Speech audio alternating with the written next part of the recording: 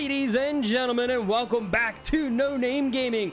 My name is Alex Light here at Racing Lights Productions, your home for sim racing. We are live at the virtual Indianapolis Motor Speedway for the online Motorsports Association Virtual Racing Championship Brickyard 250. Tonight, we are one of the most historic tracks in the United States. This track used to be home to the Brickyard 400 and is also home to the most famous North American open wheel series. If you know, you know. Many drivers tonight will be changing up their schemes for our throwback race, so I hope you're as excited as I am to see some classic looks out on track. The racing, though, is heating up. Tonight is the 10th race on the schedule, and after tonight, only 5 races remain until the Season 10 playoffs. In the past 2 weeks, we saw some smaller fields due to the holiday, but expect to be back to full swing tonight with a full field. Drivers such as Tyler Glass, Ryan Miniker, and Jared Newton are trying to make their case to get in the playoffs, while others such as Kevin Yerguez, Jonathan Amodio, and James Mendez would love to get a win to help secure their place in the playoffs. Last week, we saw Eric O'Connor have another phenomenal road performance as he's won back-to-back road races with Watkins Glen and Road America. We'll see if he can continue that success at Long Beach later in the regular season.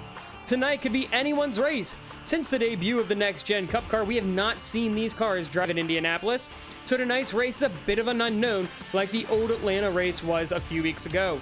Who will be able to master the 4 unique corners around this historic racetrack in order to drink some milk and kiss the bricks at the end?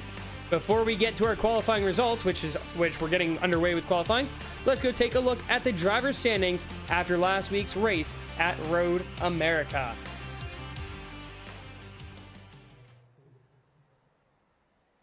You need to refresh some paints. Uh-oh, that's not good, Drew. We'll have to... hopefully mine are all good then. I'm crossing my fingers and hoping real hard. So taking a look here at the driver's standings, Tim Moore holds on to his lead. He currently has a 44-point lead over teammate Drew Jua. Jolene Sims, she got her first win at the old Atlanta Motor Speedway, is just 1 point behind Drew. And we have a 3-way tie for 4th place between Jared Talmadge, Min Hang, and Isaac Shelley. Shelley, the one of the 3 of those that has yet to get her win. Him and Tim Moore have been just vying for wins, trying close and close. They can't seem to get past that 2nd place mark. We saw Isaac Shelley last week in 3rd. We've seen him in 3rd place a couple other times throughout the season. We've seen Tim Moore in 2nd place, in 3rd place, top 5s galore. Just can't seem to get into victory lane. So could tonight be either of their nights? But like I said, or off the top of the stream, James Mendez, Jonathan Amodio, Kevin Yerguez, all looking to try and cement their place in the top 10 to be able to make the playoffs. Then you've also got Kyle England and JT Sipes trying to see if they can make their way in. Then on the outside looking in, we've got Tyler Glass, Ryan Miniker, Jared Newton, who's saying he's much better than anticipated in 15th place, which is great to see.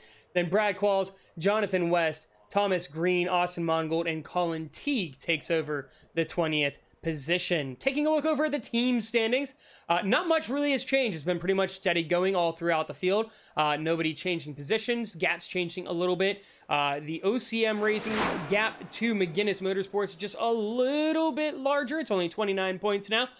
It was, I think, out to 50 at one point, but they've shrunk it back in for McGuinness, having a good middle of the season here, hoping to maybe wrangle in that OCM group. Planet Sim Esports in 3rd, Vortex in 4th, and Gavin Hudspeth rounds out the top 5 for the team standings. Now, looking at the race schedule for the rest of the regular season, we only have, 4 more races after tonight. We have Homestead next week, then we go to New Hampshire, then Long Beach the first weekend of August, and then we have Vegas on the 12th. And then there's the... it'll be like the All-Star special events race where we go to the land down under and we go to Bathurst or Mount Panorama, however you want to think of it. And they're doing a 3-hour endurance race, which is going to be something special in these Cup cars because they hate elevation. And that track is nothing but elevation. But yeah, it'll be definitely something special. Now, going back over to our driver cams. Maybe. There we go. We have a couple drivers hanging out with their cameras with us tonight. Actually, we just got another one join us, so I have to add him in now. But we have Jonathan Amodio. We have also Victor Imbasciani. And then I have to get his cam set up. Drew Jua just hopped in as well with his race cam. So thank you for those guys jumping in and doing that for us. Greatly appreciate it. It's always a blast to have the driver cams. So we'll be checking in with them throughout the race and see how they're doing. The qualifying should be wrapping up here very shortly. In just about another couple seconds, we should be able to get you the qualifying results. And it looks like we will. There we go. So your starting lineup here for tonight, your grid. On pole, Jolene Sims in the 6th car. She gets pole yet again. She has had quite a few throughout the season. Looking to see if she can repeat the success from Atlanta. Then we have Jonathan Amodio starting alongside her. So Jonathan Amodio has been getting a lot of success lately. He's been getting faster and faster. So we'll see if he can continue this upward trajectory and maybe get himself a top 5 tonight. In the 2nd row, we've got Eric O'Connor and JT Sipes. Going into the 3rd row, Jarrett Talmadge and Drew Jua. Row 4, we have Timur Minhang. Row 5, Victor Imbasciani, James Mendez. Row 6, we've got Jake Cummings and Ryan Miniker. Outside of the top 12 there, in row 7, we've got Kyle England alongside Colin Teague. Row 8 is Jonathan West and Tyler Glass. Row 9, Kevin Yerguez and Jared Newton. And rounding out the top 20 in row 10, Gatlin Downey and Isaac Shelley. Going into row 11, we have William Reagan and Brad Quall Sr. And going to row 12, Corey Rainey and Jimmy Amos. And that is going to round out our field for tonight. 24 cars. Bit of an improvement over the past couple races due to the holiday and some people traveling due to other races and stuff like that. We actually had a little bit of a downturn, so it's a little unfortunate, but it is what it is. Will Reagan says he is here for the fun. That's all good, man. All good. I do need to check one thing real quick. Give me 1 second.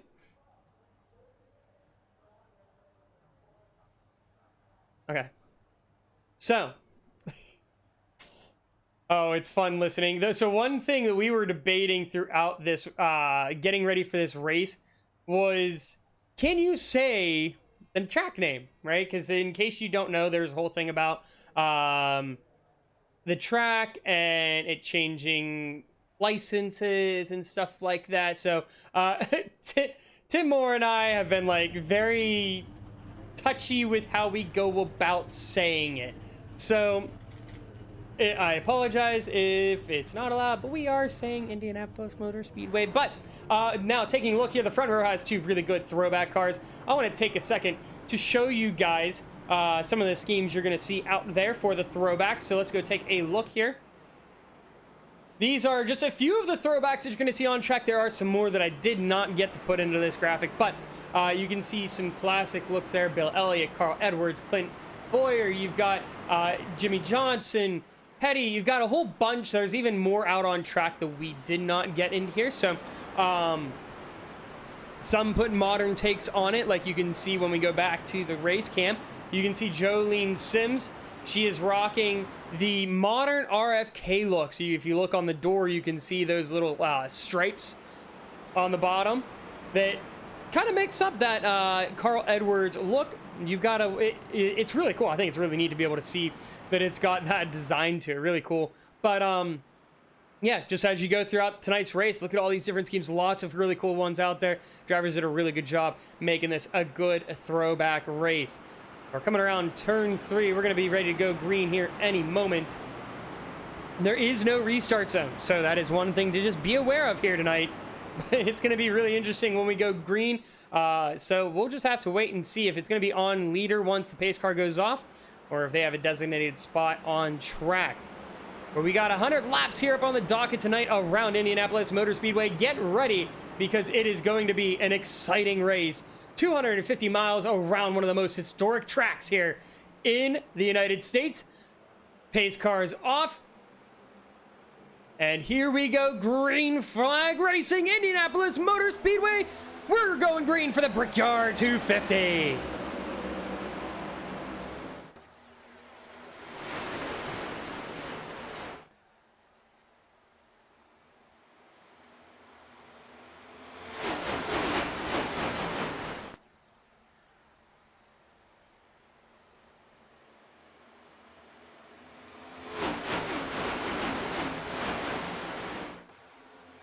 So early on, really good start from Jolene Sims. Gets a good jump. She's got a couple trailing behind her. Most of the field spreading out very quickly, but we've got a bit of a tussle further back. 3 wide as Tyler Glass gets put in a really awkward spot between Jonathan West and Ryan Miniker. He's able to get through and just slide back, minding his own business.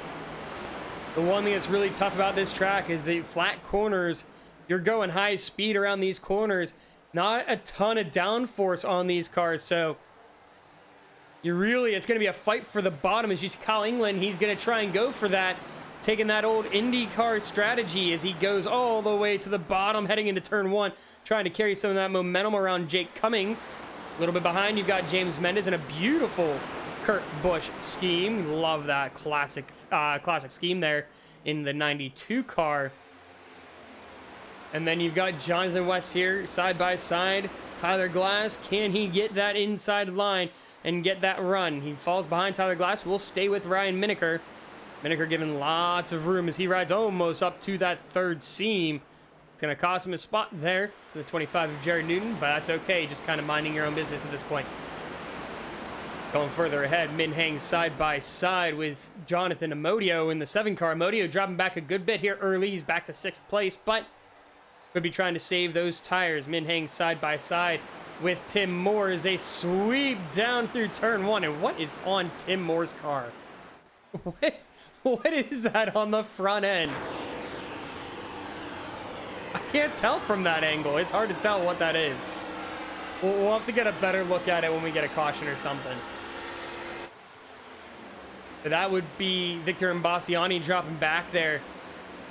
Not a very good exit out of turn 2. Going to cost him a few positions. Are still in good shape as he goes side by side along with Colin Teague there through turn 3. Jake Cummings falling off a little bit.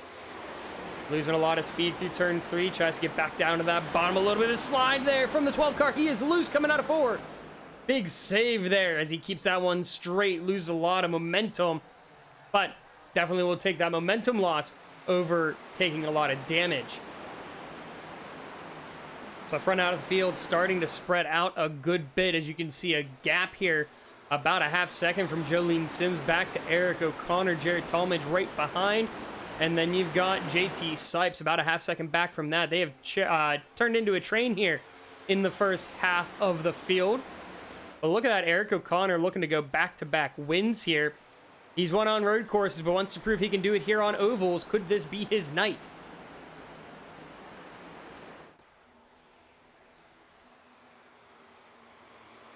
Tim Moore trying to catch up with Min Hang. Just doesn't quite have that run. And the thing about Indianapolis Motor Speedway is it's a really hard track to master because, yes, the corners are similar, but none of them are exactly the same. They each are very, very unique with how the banking is, with how long they are, how you have to approach them. You'll see a lot of these drivers try to go for a wide arc. Some maybe even go for late apexes. Through turn 4, kind of the strategy to late apex. Through here, through turn 2, you want to try and hit in the middle, maximize that run of the backstretch because this backstretch is just so long. If you can get that draft, you can really pick up some momentum here. As you can see, Tim Moore getting a great run as well as the guys in front with Drew Jua and Jonathan Amodio as they try to catch up to JT Sipes. Turn 3, you want to hug that bottom. As you can see, that entire line of cars, they hug that bottom real hard. But you can see Tim Moore, he runs this one a little bit different from everybody else. Goes for that late apex, try and set up a faster run off into the front stretch. And you can see Drew Jua alongside JT Sipes as they come across the line of bricks there, which signifies the start-finish line into turn 1. A good run here by Jua. And that's going to move him up into 4th place as he's driving the 1 car. He said he's in a Ross Chastain throwback, which I don't know how much of a throwback Ross Chastain is. But nonetheless, he's able to move on up. But yeah, the 4 is actually the 1 tonight on track. So it is what it is. Min Hang, though, coming down to the inside, is going to try and make a move on Jonathan Amodio. Gets a good push there from Tim Moore. Dives into turn 3 and is going to be able to get it done. Is Tim Moore now looking to make an opportunity? He's side by side with Amodio and Cal England back in the McLaren, which is a Chevy. Interesting mix of cars there. He's going to try and make his move on Amodio as well. Can't get it done as, ooh, Imbasciani almost losing control is able to get that one just before the pit wall. That would have been absolutely brutal had he hit that pit wall there on the front stretch, but able to save it. We're still green flag racing, and these drivers fighting really hard, especially back here. You've got Tyler Glass still trying to hold off Jared Newton, as Newton looks to go to the outside, and that's the big thing. Making that outside move, you really have to carry a lot of momentum. You've got to be really confident with it, because the car does not like to run on that outside line as well as you would like. That's the problem with stock cars here at Indianapolis Motor Speedway. It's really a one-lane track. You can really, if you make a move, you have to really send it and really hope that it's going to stick. We've seen a couple drivers be able to do that. Nobody yet able to really make moves on that outside line, so we'll see if that's going to change as we go throughout the race.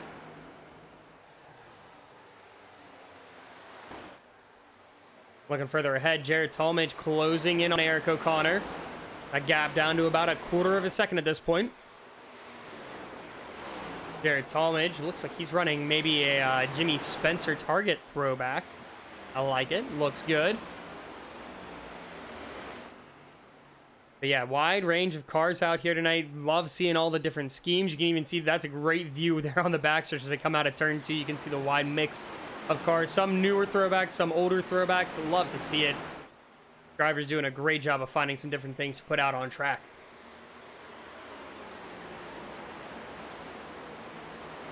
A long line of cars still back here. This is the fight for what really is fifth place, as JT Sipes is currently holding on to that top 5. But here comes Kyle England down the backstretch. He's going to have some help from Jake Cummings. No, Cummings is going to take the advantage, trying to go into turn 1. Goes to the inside of Kyle England. Can he make that stick down there as they go side by side onto the exit? Through the short chute, it's going to be Cummings on the inside still through turn 2. Should be able to get this done, but Kyle England's going to have that run off and should get the draft as well from Amodio, and is going to get some help behind here. Never mind, the 51 of Colin Teague is actually going to get behind Jake Cummings and give him a little bit of a push, and maybe see if he can jump Kyle England as well and gain himself a spot.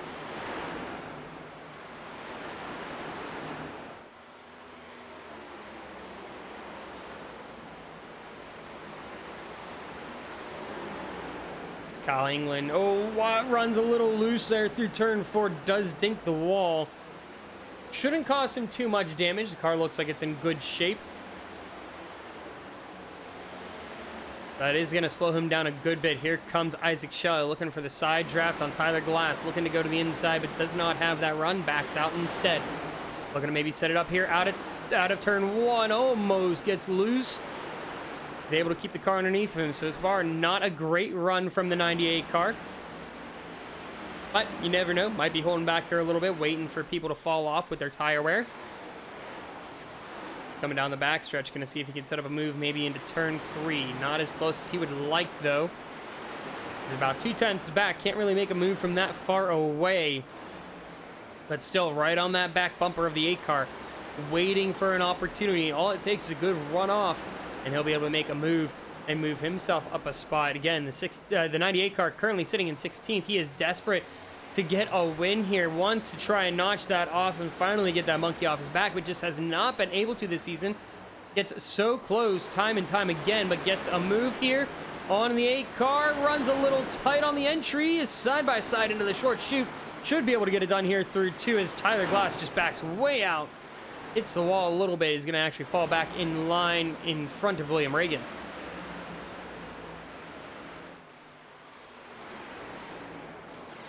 So Bassiani leading this group of cars here. Right in front of Jonathan West, battle for 13th.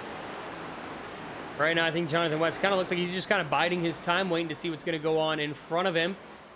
Further ahead, though, we see James Mendez make his way around Jonathan Amodio. That's another spot here for Mendez, and he is currently sitting 8th place in points, so great spot to be right now, seeing if he can continue this climb as he's going to try and take on Colin Teague up here in the 51 car. He gets a little loose. You can see Jake Cummings looking to make a move on Tim Moore, dive to the inside. Moore is going to concede that position. Not really going to fight. Trying to see if he can hold on, just go for track position rather than trying to fight real hard. You don't want to try and lose the guy in front of you, because the more you run side by side, the more you're going to fall off. You can see Tim Moore backing off already on the entry. Interesting strategy. You see he fell back a good bit there entering turn 3. Maybe trying to see if he can back off to be able to get himself more rotation into the corner. As you can see through turn 3, Tim Moore backs off a good bit as he heads into turn 3. And interesting move back here. You see Mendez and Amodio go all the way to the pit wall as they head down the front stretch. They're going to get around Colin Teague. And let's ride on board here with Tim Moore. You can just see kind of what his line is here. He's slowing down a little bit earlier than all the other drivers, which is different because a lot of the other drivers trying to send it a little bit more. He's being a little bit more conservative. They go down the back stretch.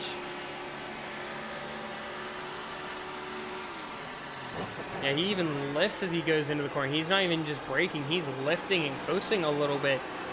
Trying to see maybe he can extend a fuel run. Minheng gets a little loose as he gets into...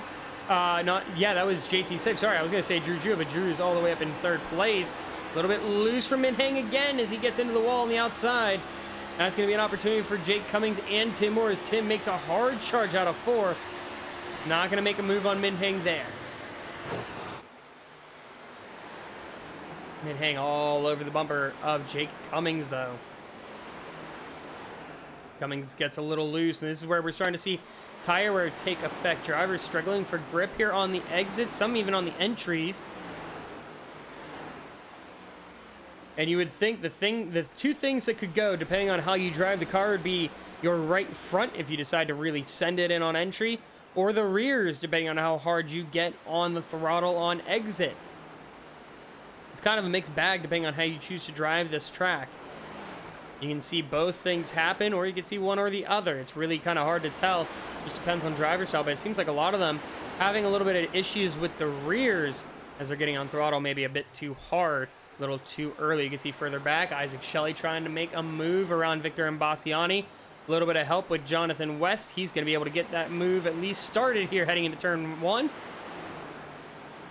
And Shelley slowly working his way up the field. He's now up into 13th, looking now to take down Kyle England. It looks like Shelley right now, your hard charger. He's gained 7 spots on the day and looks to continue that climb, but he's got a ways to go after he gets around Kyle England because it's about almost a second and a half up to Jonathan Amodio in 11th place. Kyle England just gives up that position. Not really going to put up too much of a fight, but checking in with our race leaders, it has been quite a while since we've checked in with them because they have pretty much checked out of this race. I mean, you can see just how big the gap is between the 3 of them. First off, Kyle England, Eric O'Connor, about a third of a second back from Jolene Sims, and about a half second is Drew Jua. But then Jared Tallman is just kind of hanging out there. He's 2 seconds back from Jolene Sims, makes him about a second and a half from Drew Jua, so he's not in the draft. He's just kind of riding along right now. But then 5 seconds back from him is the next car for position, which is JT Sipes. So these 4 have built themselves quite the gap. So if they can continue just to race smooth, should be able to make it to our first round of pit stops cleanly. And depending on how they get in and out of pit road, could build quite a large, significant gap. Because right now, it seems like we're going to have some good green flag racing. As you can see, Jolene Sims taking the open wheel mentality of trying to use all of the track to break up the toe. Eric O'Connor says, yeah, it's not worth it. Decides to just stay against the wall. Same with Drew Jua. But all 3, they are racing real tight. And it almost seems like the strategy from the OCM drivers, stay in that slipstream as long as you can. There's a little bit of a wiggle from both Jolene Sims and Eric O'Connor. Eric O'Connor is going to dive to the outside. He's got teammate Drew Jua behind him to push. And we're going to have a new race leader heading into turn 3. Eric O'Connor jumps out to the lead. The rookie looking to take his first lap here in control of the Brickyard 250. Jolene drops back to 3rd place. But that kind of works out for her. She's been leading this whole race the first 17 laps.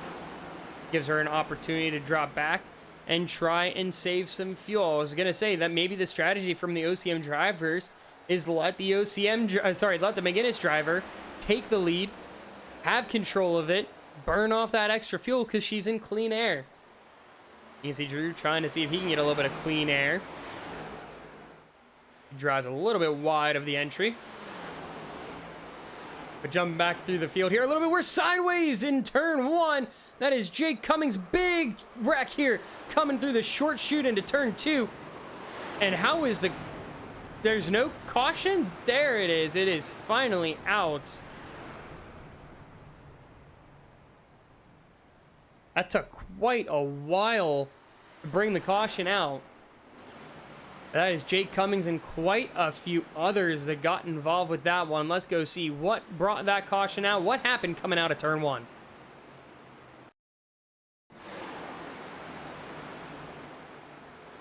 JT Sipes runs really tight through turn 1, causing Jake Cummings to get loose. Makes contact with Tim Moore. Almost makes contact with Jonathan West. So it looked like a bigger disaster than it was when we tuned in. Thankfully, not as bad as it seemed. Good take a look here on board with Tim Moore. Maybe. There we go. Now we're there. So you can take a look. You can see JT Sipes just, the car plows a little bit. That dirty air picks him up. And nothing Tim could do because Cummings turns back up the track. Thankfully, it doesn't look like the damage is too bad there on board of the 69. But there is some good left front damage. You can see it's beat up a good bit.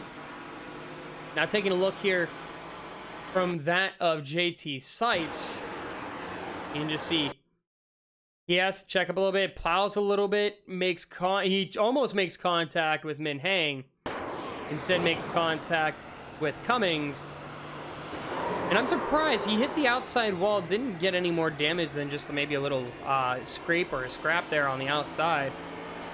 You can't see anything from the nose view. But our first caution is going to bring around our first round of pit stops here. Everybody coming down for fuel.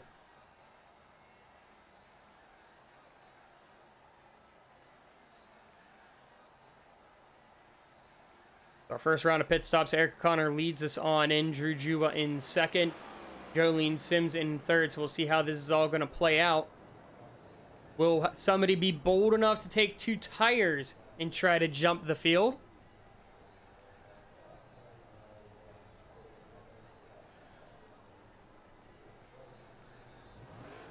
It looks like everybody's opting for 4 tires. A bunch of guys coming out. Drew Juba coming out. Eric O'Connor, the race off pit road is going to be won by Drew Juba.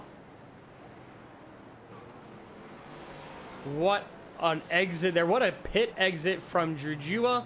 He ends up jumping from second place up to first. Eric O'Connor drops back to second place.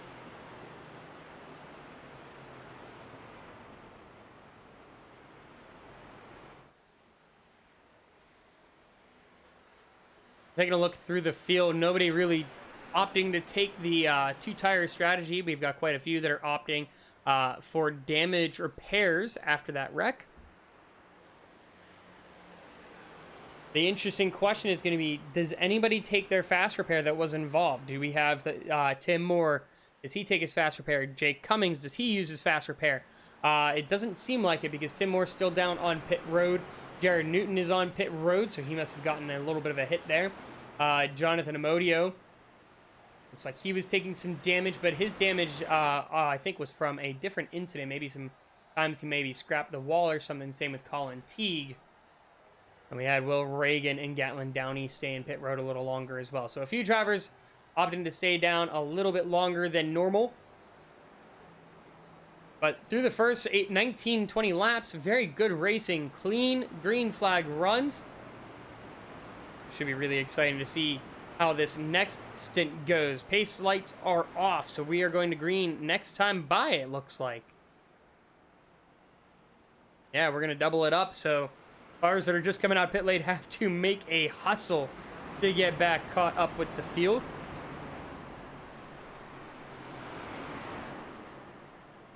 Now we're going to bunch it back up again. So what was really interesting through that first run, 4 cars really made themselves stand out from the rest of the field. Those being the front 3 of Drewa, O'Connor, and Sims, and then the 16 car who dropped back a little bit of Jarrett Talmadge. Talmadge He was a little bit behind, but he had caught up actually a little bit later in that run after we had checked in with them. He went from about 2 seconds back to almost a second and a quarter. So he had closed that gap a pretty significant amount. So we'll see if he can do that again here and try and separate himself with them. Minhang on the outside in the second row, JT Sipes and James Mendez also up there. So it looks like they're going to try and see if they can keep up this time. Minhang, we've seen when he isn't as comfortable with the track, it's a slow start to the race for him, but he picks up a lot of pace as we go. So here we go, getting ready to go green. Pace car is off. The field is in the hands of the number 4 driver, Drew Juba. Green flag is out, and we are green flag racing yet again here at Indianapolis. They head down into turn 1 side by side. He cannot clear teammate Eric O'Connor. He's got Minhang trying to push him, but watch out. These cold tires are going to be really tight as you go through turn 1. Eric O'Connor should be able to get that clear. Now Drew alongside Jolene Sims. Jolene a little tight through the entry of 2. That's going to allow Jared Talmadge to get down to the inside. And he's going to try and see if he can jump into 3rd place. But he's not going to have that run. His teammates right next to each other. Jolene Sims, Minhang pushing each other down the backstretch. They're going to start to close, make a little bit of a gap here to the 79 car of Jonathan West. Trying to see if they can pull away as the top 5, and it's a little bit of a hornet's nest further behind. You can see Kyle England currently racing side by side with the 21 of Corey Rainey. Victor Imbasciani goes to the inside. He's going to make it 3 wide as he get ready to head into turn 1. Not a great idea as he runs tight into turn 1. Pushes Kyle England out. We are 3 wide going through the exit of turn 1. Bassiani makes a little bit of contact with Cummings there. Oh, he throws it back. It causes Kyle England a little bit of a domino effect. He goes way wide through turn 2, almost making contact with the wall. But we are still green. Some really aggressive racing, but really close racing.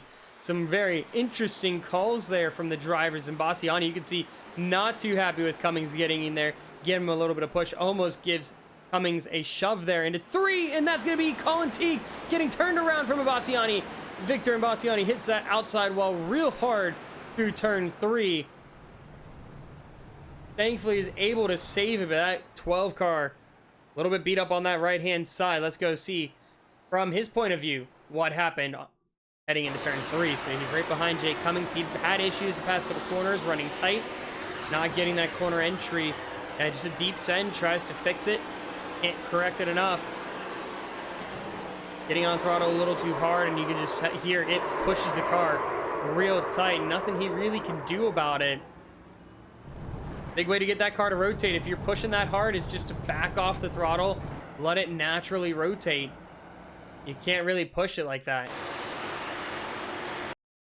And let's try this again. Where are you going? There we go. We're going to take a look on board here. Gatlin Downey had a very close call. You can see he's got a perfect view of this. It's that car on the inside. By the way, love the Sterling Marlin throwback. See Bassiani hit the outside wall, and he's going to try and pick a lane. Had to make a split-second decision. Looked to go middle. Thankfully made the right call to go low and avoided the contact with Victor.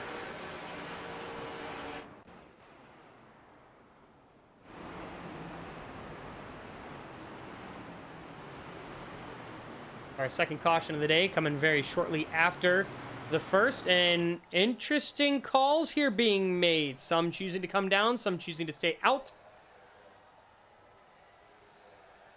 Your field of cars coming in is pretty much the entire field. We'll go over the ones that elected to stay out in here in a moment. This is going to be a quick just top off and go, trying to get yourself a couple extra laps of fuel. But the ones that decided to stay out on the pit stop here, Eric O'Connor assumes the race lead. Jolene Sims, Jarrett Talmadge, Jonathan West, Ryan Miniker, Jake Cummings, and Kyle England. So they're going to move up the field here a good bit. Jujua leads those who decided to come down for that little bit of extra fuel, just to top off a little bit more.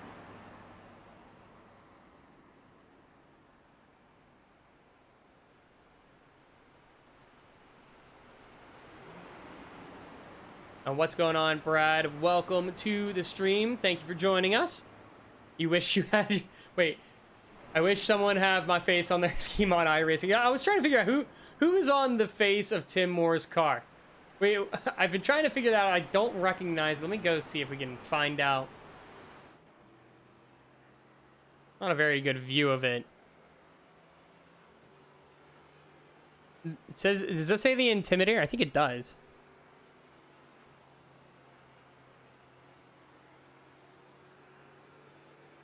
Is that Clint Boyer? No, it's not Clint Boyer. Oh, it's Timmy Hill. Okay, okay. That's hysterical. I love it. So we should be going green next time around. The one nice thing here about Indianapolis is that we don't have too many yellow flag laps. Wow, why did I say it that way? Pace laps. We don't have that many pace laps. Now, an interesting call here. You've got another group of drivers that are saying, hey, you know what? We're going to come down and we're going to top off just a little bit more. So a lot of the drivers coming down another time. They're going to top off just a little bit extra to give themselves maybe another lap. So depending on how things go, this could become a fuel mileage race. But some drivers up at the front that have been up there all day. We've got Eric O'Connor, Jolene Sims, and Jarrett Talmadge. A couple others joining up here for the first time. Kyle England, Ryan Miniker. Currently have found themselves outside of the top 10 throughout the opening stages here. Or opening runs, that is. Stage is not until lap 50. But they find themselves up here in the top 5 for the first time today. So we'll see if they can take advantage of that. Jake Cummings currently starting on the outside. So that car has made a bit of a recovery. It looks like maybe he took his faster pair, because that back end looks nice and clean after he got involved in that incident.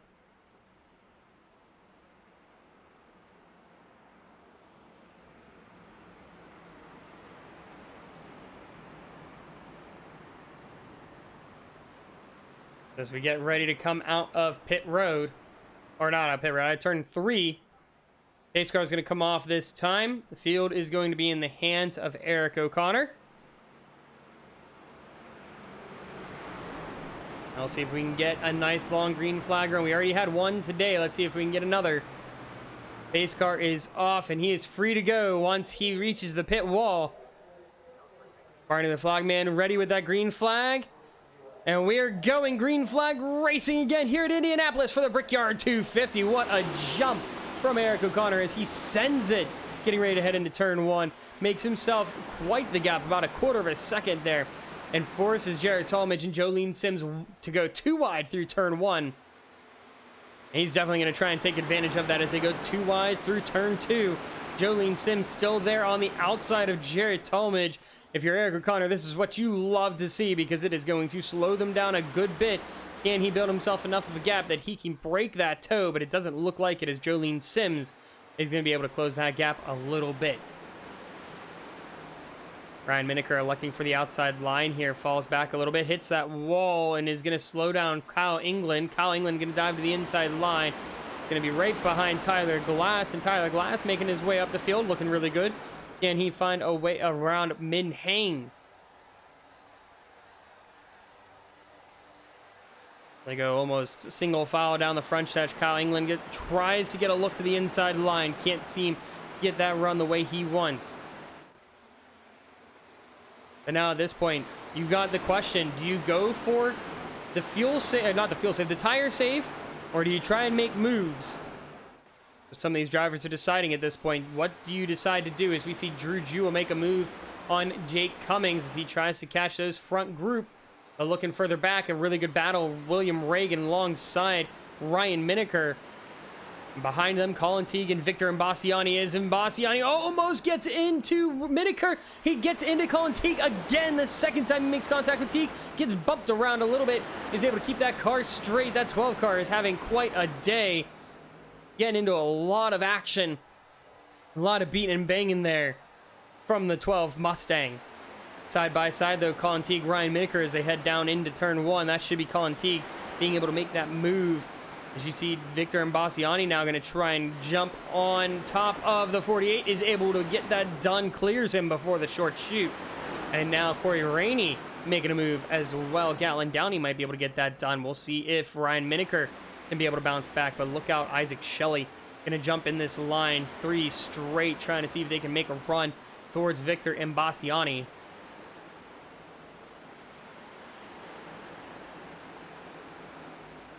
As they head down in through turn 3, you can see there Imbasciani really focused, dialed in here, trying to see if he can hold on to that 12th position, maybe see if he can claw back and get the 11 machine. He was doing well early on in the race, but once those tires really start to wear out, that's where we saw him have a little bit of trouble just getting the temperature back in the tires, getting that grip in there. Should be good to go because he was having some really good racing earlier on. Going on board with that 12 machine.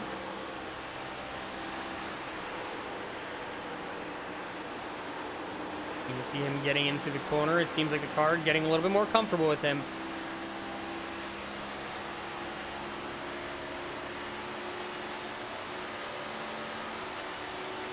It sounds like we're having a little bit of connection issues with some drivers, and you can see further ahead a really good battle going through turn 3. They're 2 wide, almost even 3 wide. William Reagan gonna back out there heading into turn 4, and Bassiani makes a really big move, and we lost Colin Teague for a second, but he is back. Oh my, lots of incidents going on up in front to get back into the full view here. That is Tyler Glass dropping back. Let's go see what happened with Tyler Glass. Caused him to fall through the field. Replay is not working here for some reason. There we go. So he gets into Kyle England. It almost seems like trying to go side by side, gets a little too close. Causes him to fall back a good bit.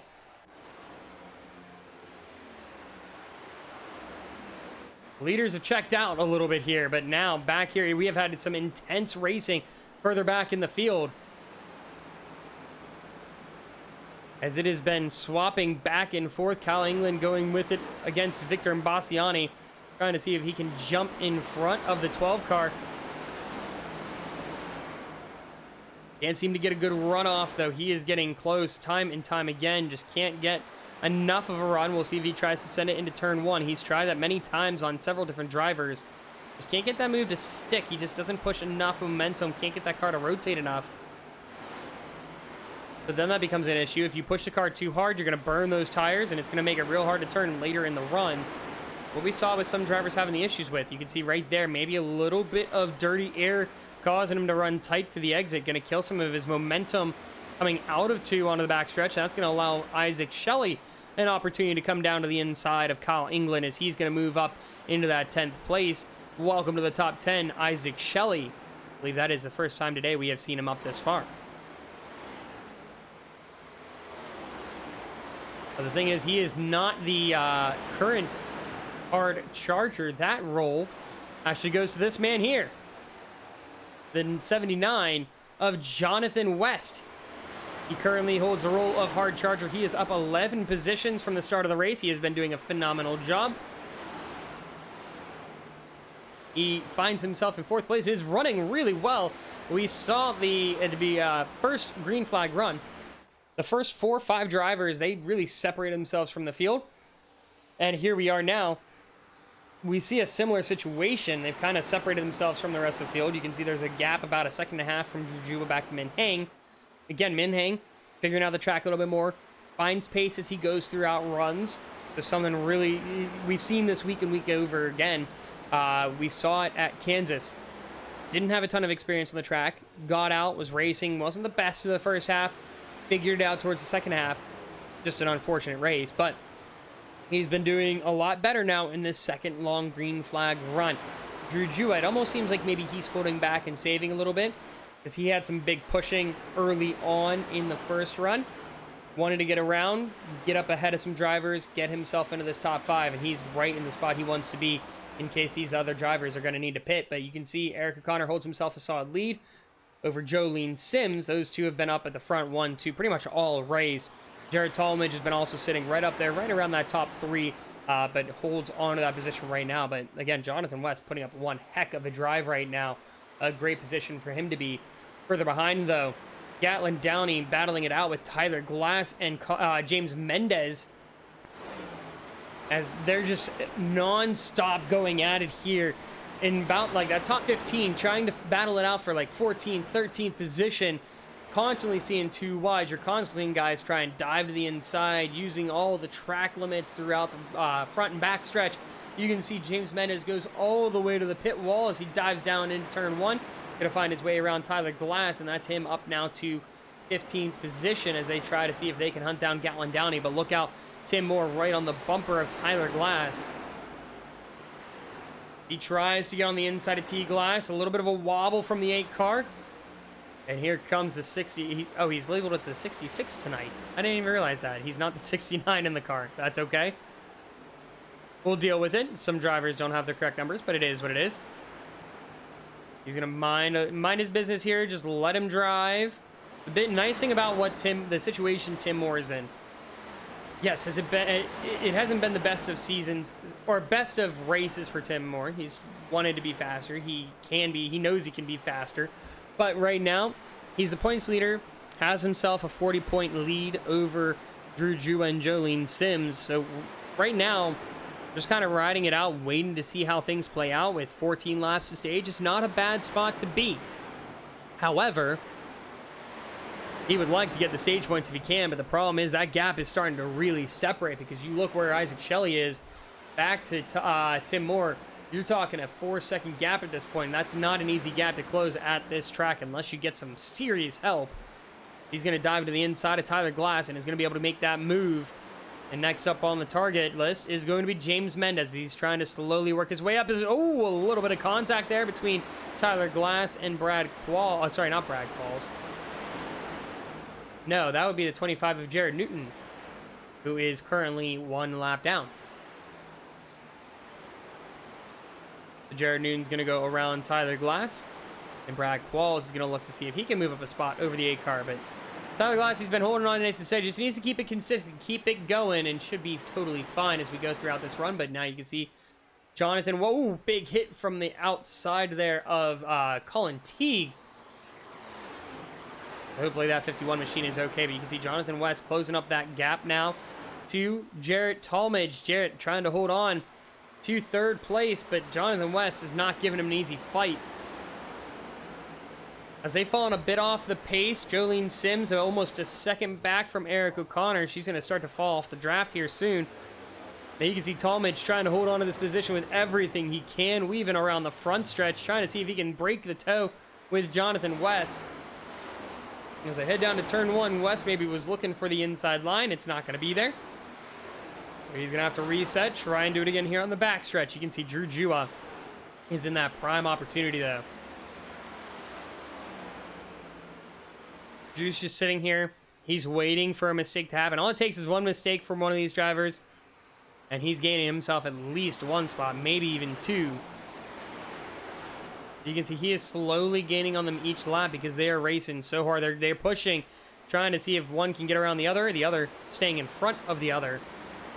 Wow, Drew just minding his business back here. He's not really racing too hard, just kind of letting things come to him at this point.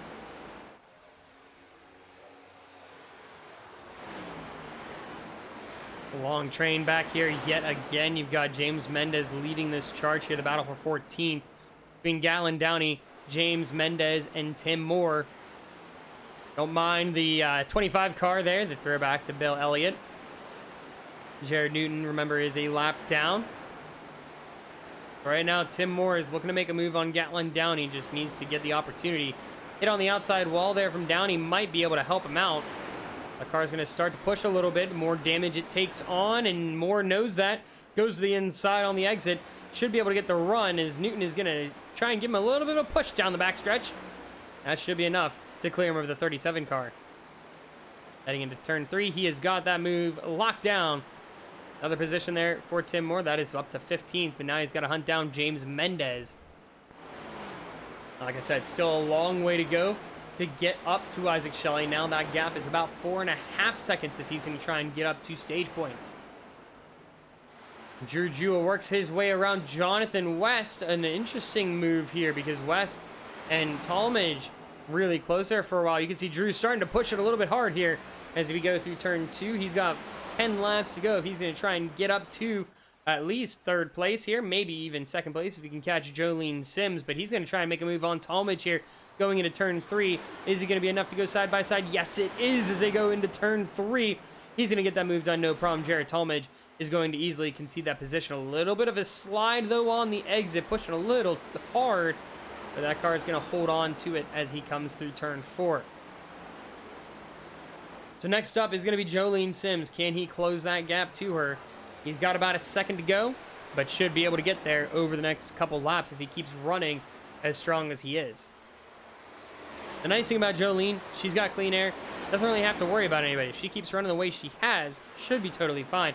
But I want to talk about the rookie here. Eric O'Connor is running away with this race. He is doing a phenomenal job. He has just kept this car nice and steady. It's been very consistent pace. We have seen so much growth from him throughout this season. Earlier on in the season, he was a strong runner at the ovals, that is for sure, but in the past several races, we have seen this 74 car go from like a strong oval runner that just wasn't as consistent to being, he's running top 5s, top 3s at every oval we go to. And then the road courses, he just dominates the road courses. So it's really awesome to see the development from this rookie driver, to see the way he grows. But we'll see if maybe he might be able to contend for a championship if he continues the progress and the trajectory that he has been on over these past couple races. It has just been absolutely phenomenal to see the way he's been driving. Look not much further here. The reigning champion, Drew Jua, has already closed that gap up to Jolene Sims.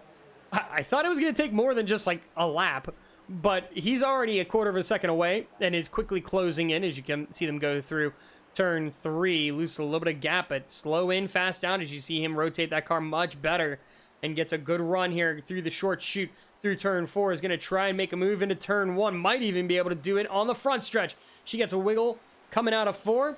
Is it going to be enough for him to be able to get around side by side down the front stretch and they get down to the start finish line? He's got that move done, no problem. Drew Jua now up to second place. He's got 8 laps to go before he catches teammate Eric O'Connor. Can he get that job done? 1 3/4 seconds to go. It's going to be a long charge, but now Jonathan West side by side with Jolene Sims. They go through turn 2, going to see if he can get another position, move himself into 3rd place. Would be a phenomenal spot for him as he has been having his best run of the season.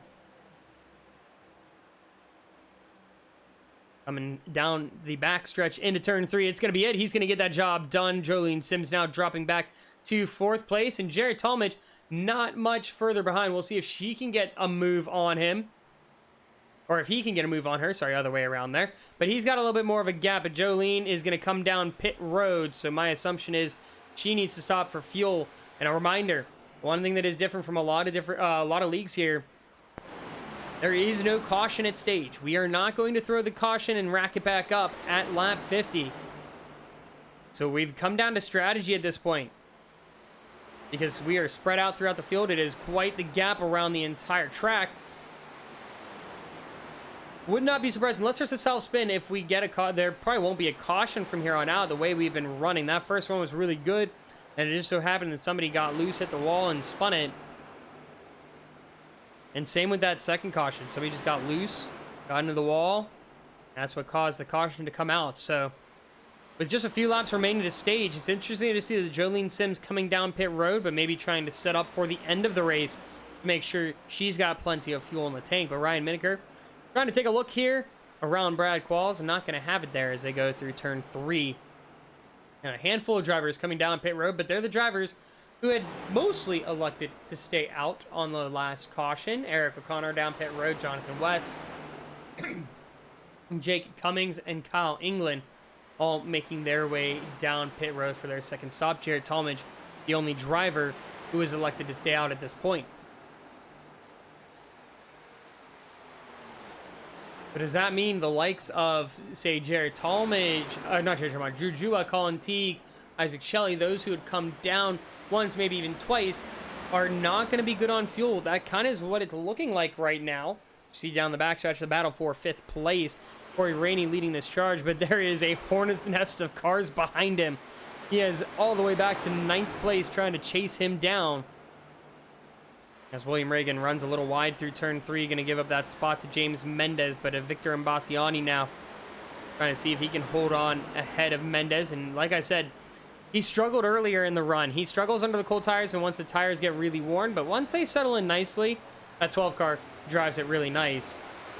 Nice and smooth for him and Jared Tallmadge down pit road. So the 12 car comes down. So other than Drew Jua, pretty much the top 10 have elected to come down and take their pit stop.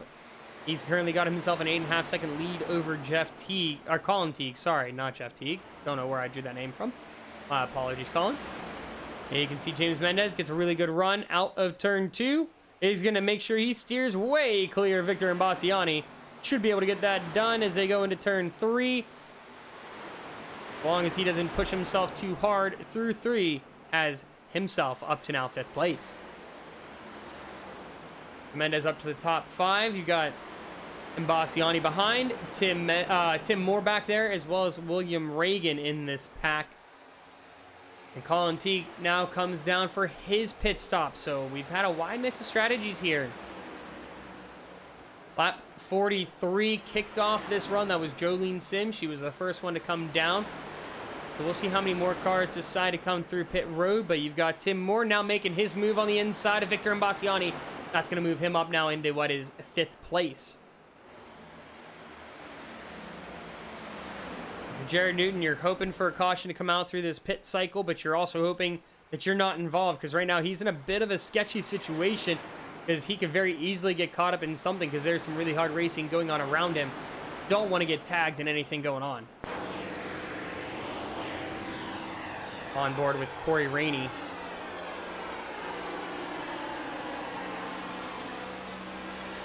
And he is having himself a good run here up to 3rd place. Got James Mendez on his bumper, and Mendez, he's been doing a really good job. I mean, when he was up front, really strong runner, was hoping to stay up there throughout that run. And you can see good push here by Mendez all the way through. Not a problem as he works his way around Rainey and is now going to try and hunt down Shelley, but has quite a way to go.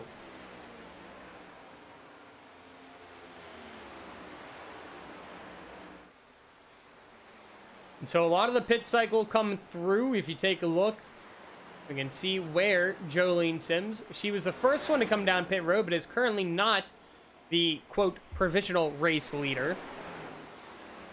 She is currently what is 2nd place. She finds herself a little over 2 seconds behind Eric O'Connor, who was the race leader when this pit cycle started. We'll have to see what happens, though.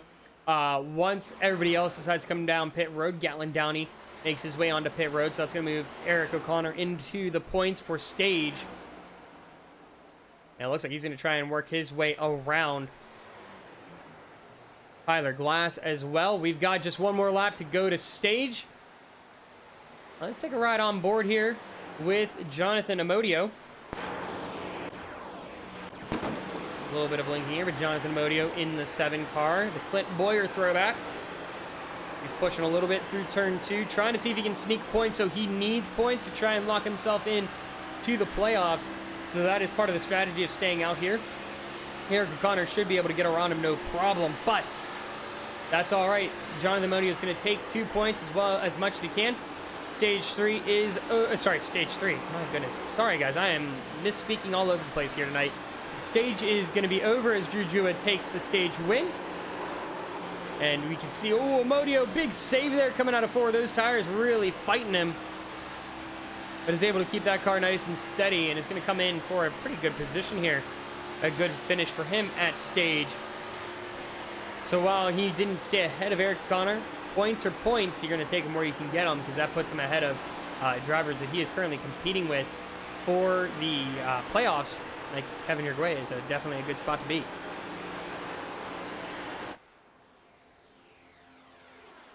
And now here comes Jolene Sims, going to work her way around, trying to hunt down the race, well, provisional race leader. Isaac Shelley is down pit road, as well as James Mendez. Tim Moore holding out a little bit longer with Victor Imbasciani. But Imbasciani currently a lap down. He had already taken his pit stop at lap 47. So Tim Moore, the race leader, going to collect a point there as he takes the line. The 69 car. Going to see if he can make it a little bit longer, but the question is that running it out this long, How much is that going to throw you back compared to those who decided to stop earlier? We now have found ourselves almost 10 laps later from the first pit stop on lap 43. By the time he comes down, could be 9 or 10 laps from when we saw Jolene Sims take her pit stop. That car much, much slower than that of Eric Connor behind. Last lap, Tim Moore ran a 55.6. Eric O'Connor ran a 53-second lap time. And there it is. Tim Moore just wanted to get that lap led. He's coming down pit road this time around. So now through the pit cycle, Eric O'Connor, as he comes around turn 4, going to be the race leader. He's built himself quite a lead back to Jolene Sims. He's going to hold about a 2.25 second lead over her. Then you've got Jared Talmadge and Drew Jua Min Hang round out the top 5. So going through your mid-race break here, we'll go through all of our drivers here to give you a look at where everybody currently sits on track now that we're through the pit cycle and through stage. So Eric Connor is currently your race leader. Jolene Sims currently rides in 2nd place. Jared Talmadge back in 3rd. Drew Jua currently riding it out in 4th place. And the backstretch gives awful views. Min Hang rounds out the top 5, trying to see if he can hunt down the reigning champion in the 4-car. Jonathan West still having himself a great day, currently in 6th place, trying to see if he can maybe catch up to the guys in front. Jake Cummings not much further behind in 7th. Then a bit of a gap here as we find Colin Teague in the 51 in 8th place. Kyle England riding shortly behind in 9th. Rounding out the top 10 is Isaac Shelley. So through the pit cycle, finds himself in a beautiful spot as he came down on lap 50. Outside of the top 10, we've got James Mendez. And we've got William Reagan in the 36 car. Corey Rainey in the 21. He's currently in 13th place. Tim Moore comes out in 14th after his pit cycle. So we'll see how that all plays out for him. He is the last car to pit. He pitted 8 laps after the first car of Jolene Sims. Rounding out the top 15, teammate Ryan Miniker in the Jimmy Johnson 48 machine. JT Sipes not having himself a great day so far. He stopped on lap 50. He's currently in 16th, hoping to maybe find his way back up the field a bit. Gatlin Downey currently in 17th. Victor Imbasciani finds himself in 18th. Tyler Glass in 19th, and rounding out the top 20 is Brad Qualls. Going outside of the top 20, we've got Jared Newton, who finds himself a lap down. Jonathan Amodio, currently 2 laps down. Then we have Jimmy Amos. We haven't seen too much of him here today, currently in 23rd. And then only running a few laps would be Kevin Yerguez. So unfortunately, we haven't seen more of him, but maybe having some connection issues or something going on at home. So that's our mid-race break. Take a look here. Battle between JT Sipes and Ryan Miniker. Sipes is going to back off there, not going to push too hard. But now the field quite spread out as we look throughout the track. Handful of battles going on here and there. This is one of them. We see JT Sipes trying to see if he can make a move around the 48. Just kind of minding his time, waiting to see what's going to happen. Because at this point, the field very spread out. If you're going to make a move, you got to get it around where you're at. Because it's a lot of 1-2 car battles. Those trains that we had no longer there through the green flag stops. Gatlin Downey looking to get in on this battle for 15th. And JT Sipes going to look for the wide entry. Goes for the late apex, looking to see if he can carry more momentum on the exit. Does get a good run out. He's going to have Gatlin Downey behind. Will Gatlin Downey elect to push him? You see JT Sipes push the outside line, or inside line in this case. And he comes down through turn 1, is going to be able to get that job done, and that is 15 for the 81 car.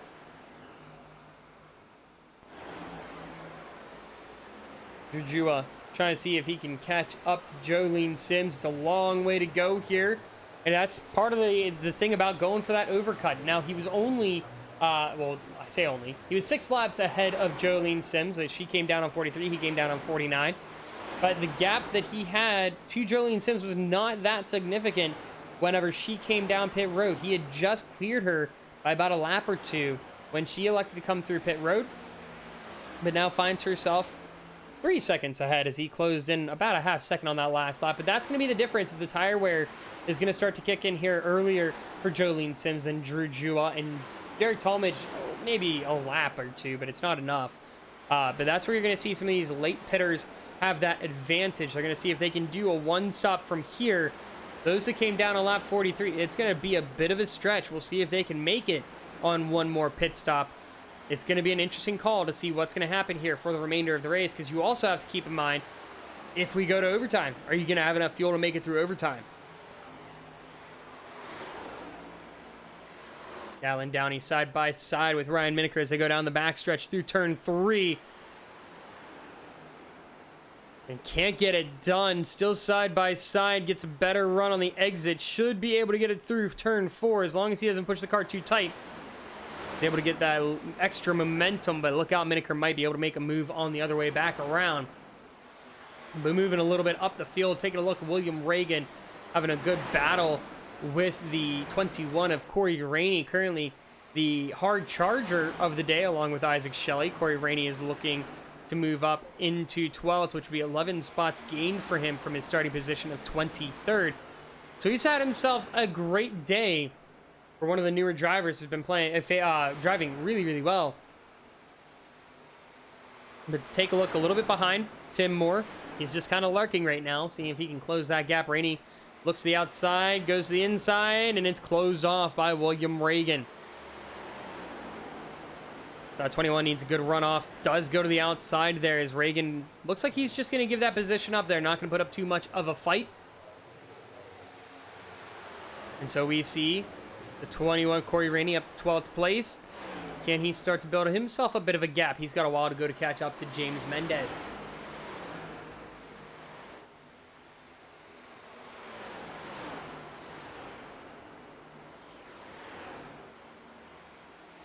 As we go later into this run, we're going to take a moment. We're going to turn off the mics, and we're going to crank up the sound here as we give you the sights and sounds of the famous Indianapolis Motor Speedway.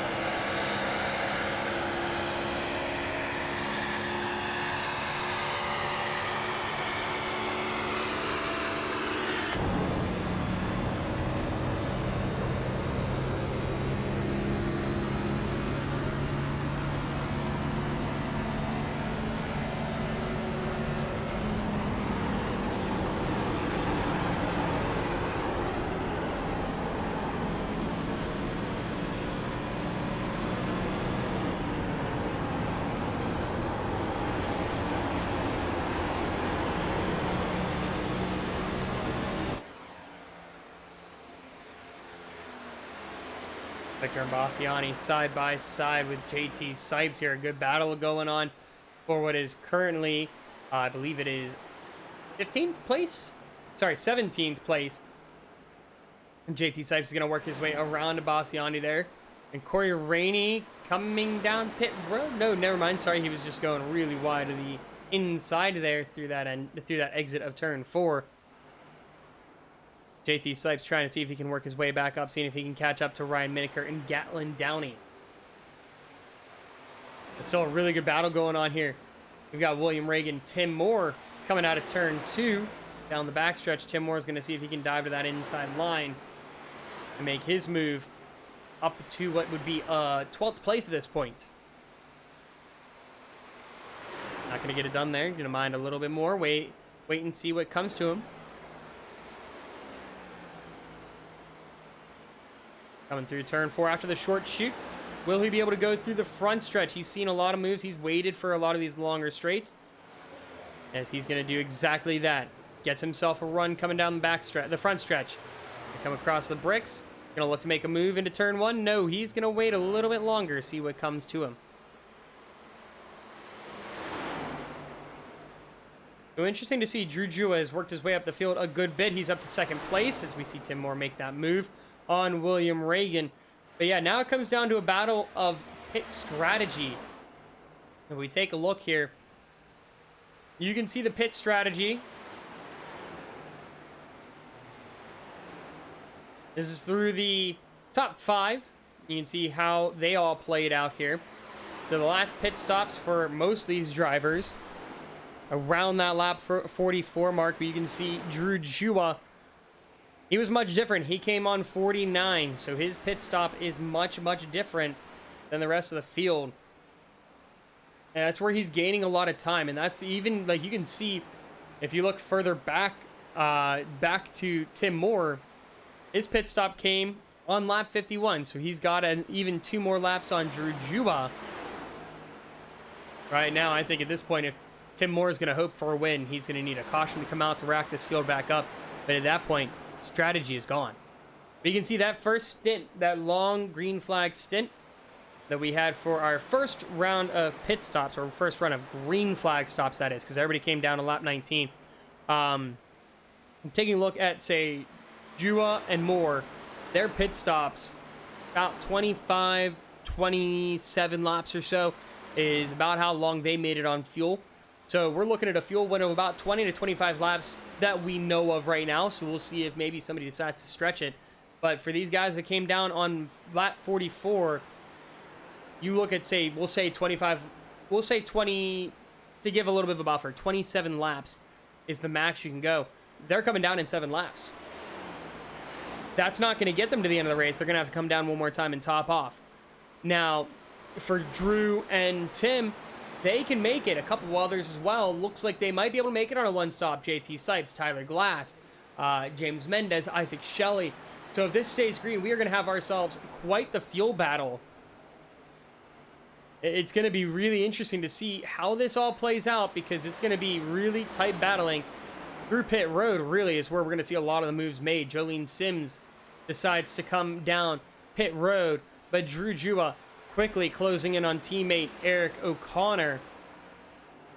But Jolene Sims right there committed herself to a 2-stop strategy to the end of the race. But now comes the question. So she started off the first round of green flag stops. Do you respond if you're one of these front runners trying to see if you can get that win? Or do you try and stay out, see how much you can push this, see if you can create a one-stop strategy if you have that option to? It opens up a lot of opportunities throughout the field at this point, because you have so many different options. You see Jolene Sims coming around in the apron. She's going to be coming out about 17th position, 18th position once she comes out of pits. There we go. She's going to be actually behind Sipes, so she's actually going to claim 16th. Will maybe drop to 17th with behind Miniker, but it looks like she's going to get in front of him. Gallon Downey, Victor Imbassiani, JT Sipes, they have been going back and forth throughout this entire fuel run. Look out, because Jolene Sims is going to be blazing through. She is on fresh tires. Nobody else coming down, though, in the first couple laps of this run. But here is the battle for the lead. Teammates going at it. Drew Jua is going to be able to make easy work of Eric O'Connor. You can see Drew really hold on to that car really well. Eric O'Connor struggling for grip a little bit now, late in the run for him. But honestly, Eric probably happy to do that. Gonna fall in line, get a little bit of draft, see if he can extend that that fuel mileage a little bit longer here, and see if he can stretch this a little bit further to try and limit when he needs to come in, maybe make this a one-stop strategy. Because like we said, at the point of the time that we saw Jolene come down, it looks like Drew's going to be able to make it a one-stop, as well as some of those that came around lap 50. A couple other guys coming down pit road. We see Min Hang, Jonathan West. They make their second green flag stop here. Their second scheduled stop of this run. Is Eric O'Connor join? We see JT Sipes come down. Eric O'Connor, yes, is going to answer that call.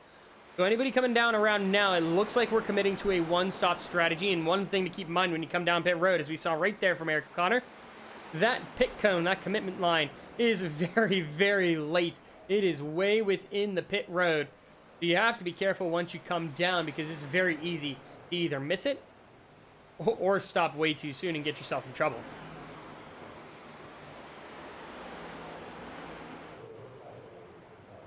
Kyle England comes down pit road.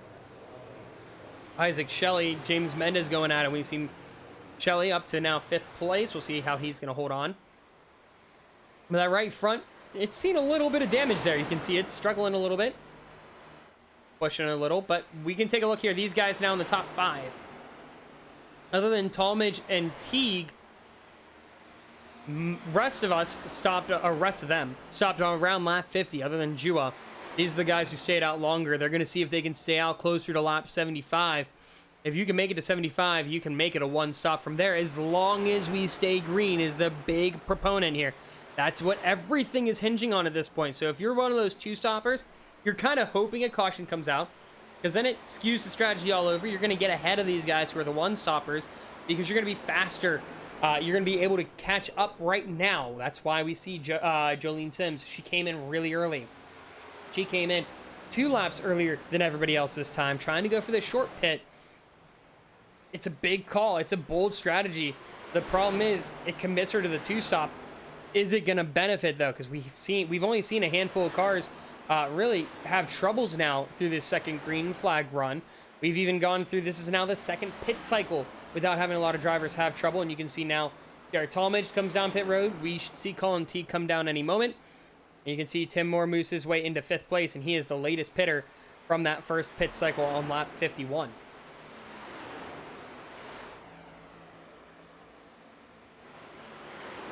Manningham finds himself in a really awkward position behind Jared Newton. He's also got Gatlin Downey in front of him. He's trying to see if he can hunt down Jarrett Talmadge and Eric O'Connor and Jolene Sims. Those are the people he's really racing, but right now getting held up behind cars who are still on their first pit lap.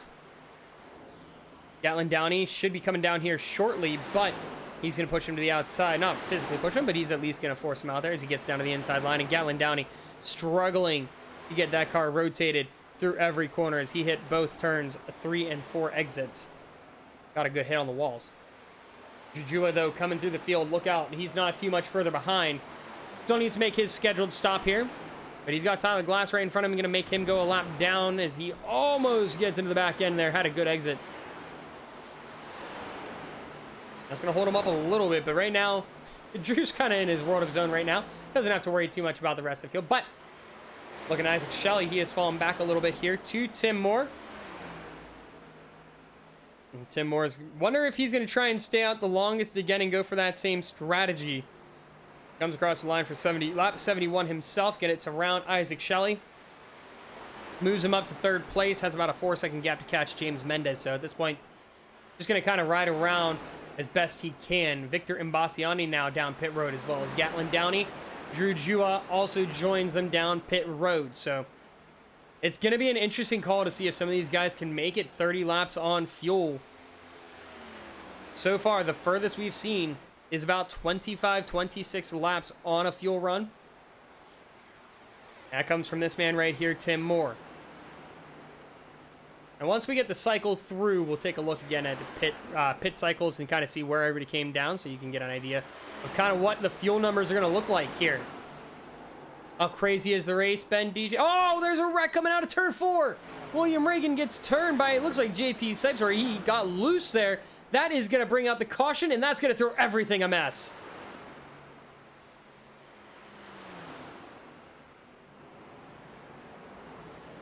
The fuel strategy be gone at that point. That is unfortunate because we were getting ourselves quite a strategy race.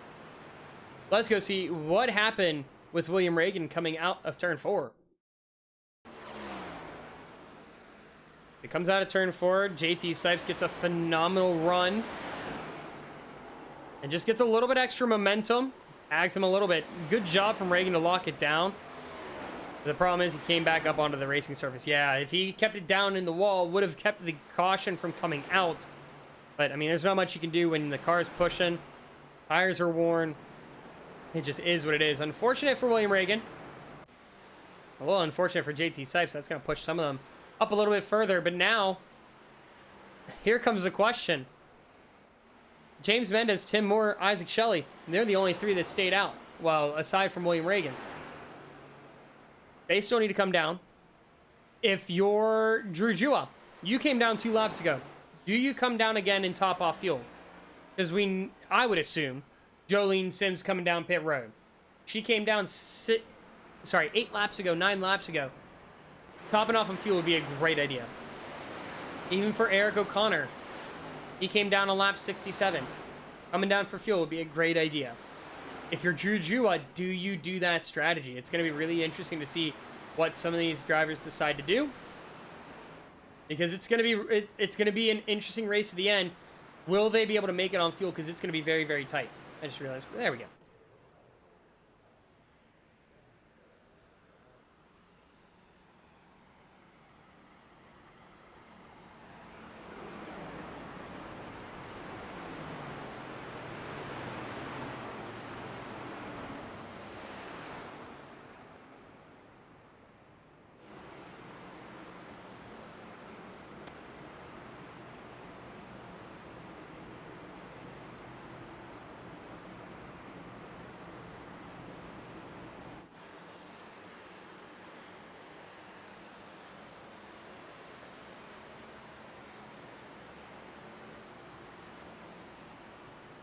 So we've got a quite interesting mix of cars coming down pit road. Eric O'Connor and Jake Cummings electing to stay out.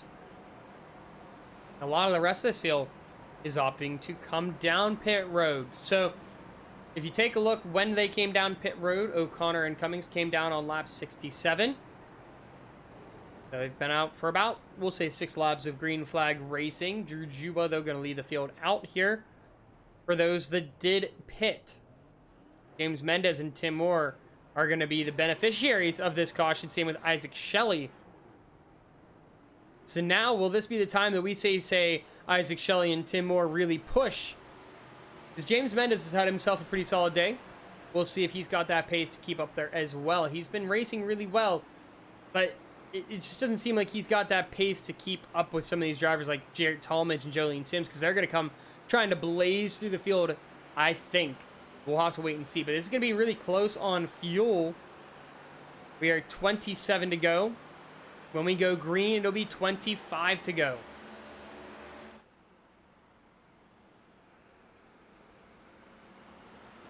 Looks like Brian Miniker and Jimmy Amos are going to elect for the wave around here and get their laps back here. That'll put them on the lead lap.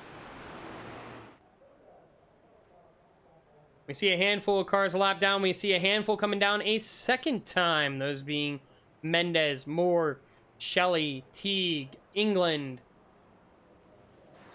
It's like Reagan also coming down a second time. Now his could be for damage depending on how bad that car was. But I would assume he used his fast repair. It looks like he did. That car is in a beautiful condition. Amodio also stopping down for a second time. So a wide range of drivers choosing to come down and top off their little bit of fuel here that they burned off on that pace lap. Leading the front row here on the restart, we're going to have the 74, Eric O'Connor, who's been leading a good portion of this race, take the inside line. On his outside, though, the 95 of Jake Cummings. We haven't seen Jake Cummings up here in quite a while. Jolene Sims and Drew Jua will fall in behind.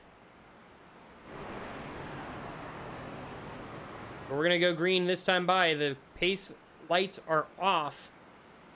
So it's interesting that we haven't bunched the field up yet. Yeah, we're going green. Nobody is lined up except for 3 of the top 5 drivers. The rest of the field's going to hurry. It's going to be really interesting when we take the green flag. So here we go. Eric O'Connor Field is going to be in his hands once Benny, the pace car driver, brings the car down the inside. Jake Cummings on his outside. Jolene Sims, Drew Jua in the second row. Jonathan West and Jared Talmadge in the third row. Several of these drivers been racing up at the front all night long.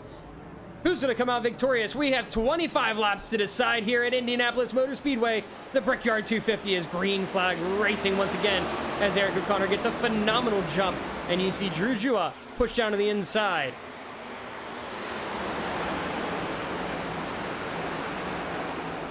Jake Cummings pushes the outside. He's going to be a little slow here on that outside line. Jolene Sims behind. Nothing she really can do as she runs all the way to the middle lane. Jared Talmadge alongside Cummings as they come down the backstretch. Min Hang is going to look to go 3 wide as they go into turn 3. This is going to be really tight here. They almost make it 3 wide. Jonathan West tries to get on the inside of Jared Talmadge. Not going to, but they are 3 wide coming out of 4. You've got Min Hang in the middle. Jolene Sims on the inside, and a big save by Gatlin Downey coming down the short chute. Jake Cummings trying to save that outside line. Can't get that momentum, and it is just a bunched up mess here coming down the front stretch. And Bassiani gets into JT Sipes yet again. They have been back and forth all night long. And it looks like the toe might be broken on the 12 car. You see the wobble coming down the front stretch. Let's see what happened, because it seemed like the 12 maybe going for a little bit of side draft or something got into him. Let's see exactly what caused those two to come together.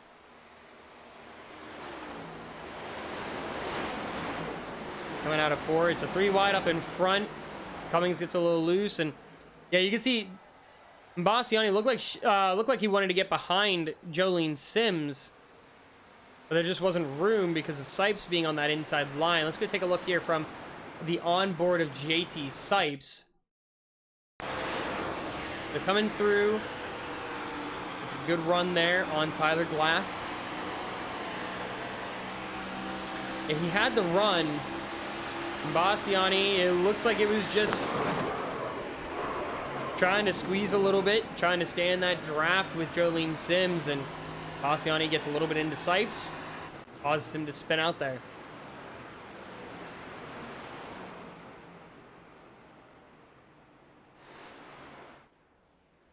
So now will we see any drivers come down pit road, get a little bit extra fuel in case we go to overtime. Base car is in the middle of the back stretch here. Looks like nobody elected to come down the first time around. We'll see if anybody decides to come down a little bit later here.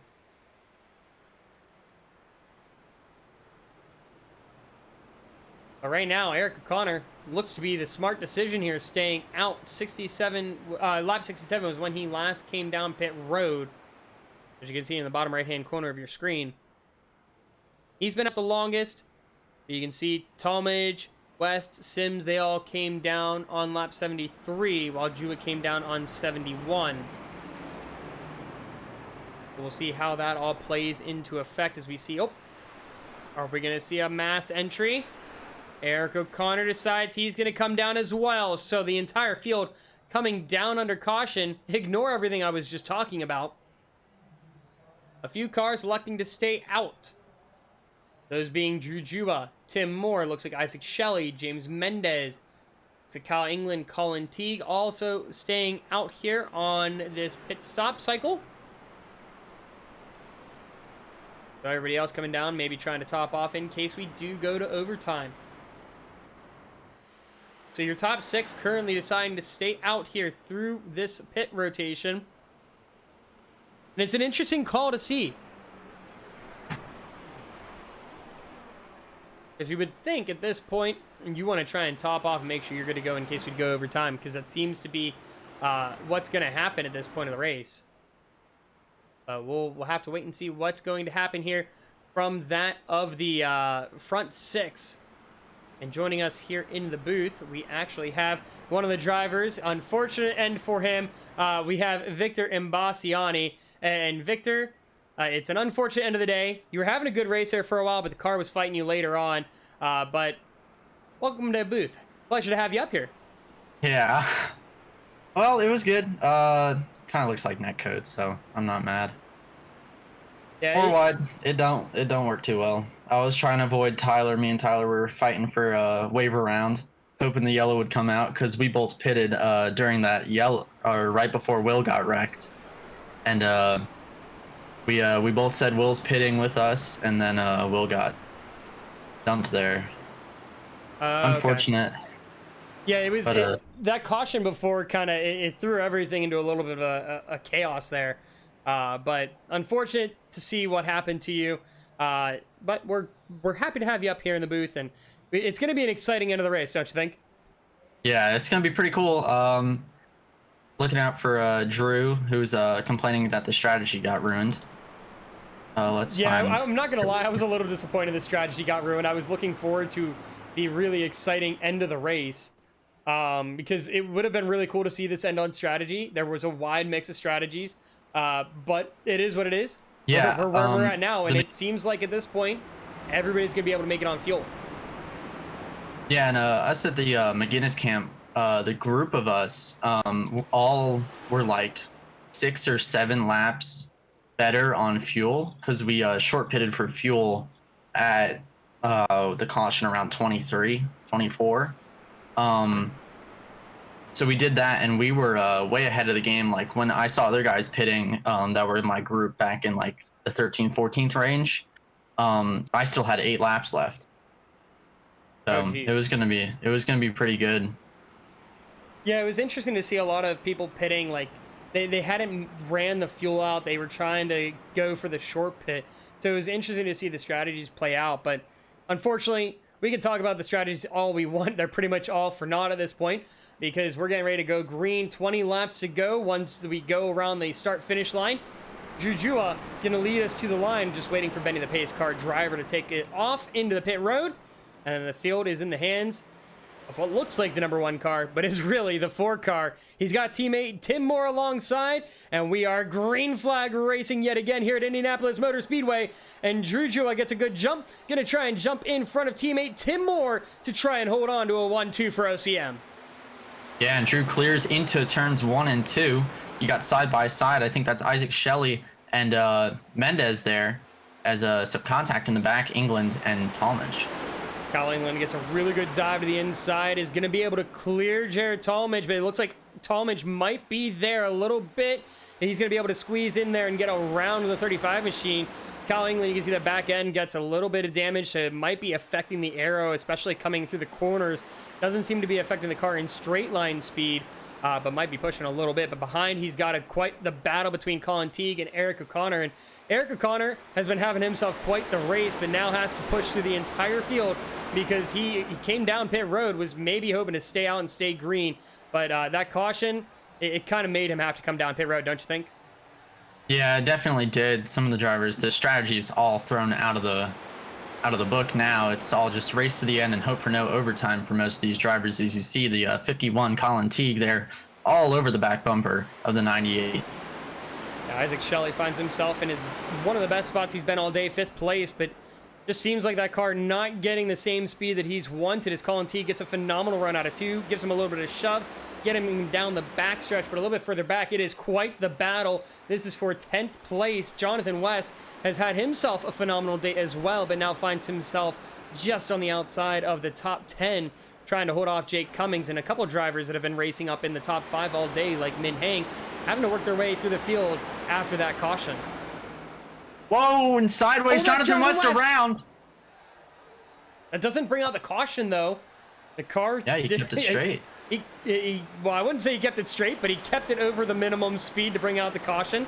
That is unfortunate for him. That car was running so well. He ran himself up in 3rd, 4th place for the majority of the race. That's going to kill basically everything that 79 car had. And it's an unfortunate end. Now he's just hoping for a caution so he can get down pit road and get any damage he can fixed.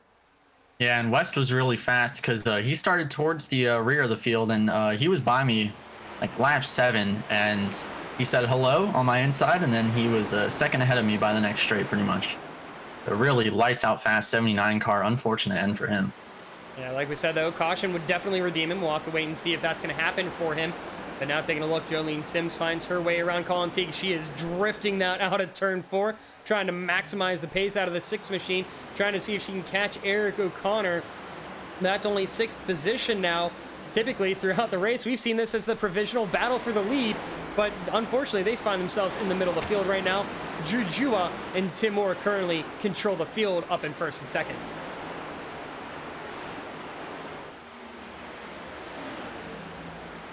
Coming down the backstretch, Jared Tallmadge, James Mendez going back and forth here. Jared Tallmadge has been another one of those drivers up towards the front all night long, trying to see if he can give something for the OCM drivers up in front. He's teamed up with them on many occasions, especially at the super speedway races, but looking to see if he can get into victory lane for himself.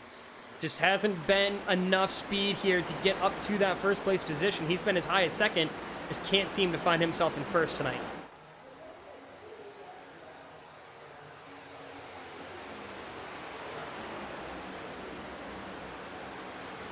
So Mendez is going to try and go around the outside. Isaac Shelley gaining some momentum there as he comes through turn 1 down the short chute. He gets a great run through turn 2. Can he try and find his way around the 92 machine? We see Isaac Shelley come out of the backstretch, going to look to the inside, should be able to get a good run. If he can get some side draft, should be able to carry that momentum down into turn 3. But oh, what a block for Mendez. He's going to send him all the way down to the grass and force Shelley to use every bit of track as they enter turn 3. Yeah, and Mendez started to learn the hard way there that the top lane does not work too well. That unfortunately happened to me earlier on in the race. But nice battle here for, I believe, the 4th place position. Yeah, Jua is gone. Battle for 4th is heating up. Drew Jua currently built himself a 1-second lead as we go to 15 to go. He's currently holding on for another win here this season. After missing a couple races, it's definitely going to be a good way to secure his spot in the playoffs. Tim Moore, though, still looking for his 1st win, so maybe he's holding back to try and give his teammate a bit of a run here in the final few laps. But still, lots of battling going on throughout the field. One of them right here with William Reagan and Kyle England in the 36 and 35 cars. You've also got Brad Qualls up there as well. Brad Qualls up in one of the best spots he's been all night in 11th, but it seems like William Reagan going to look to the inside of the line, but he's not going to be able to get the move done as they go through turn 3.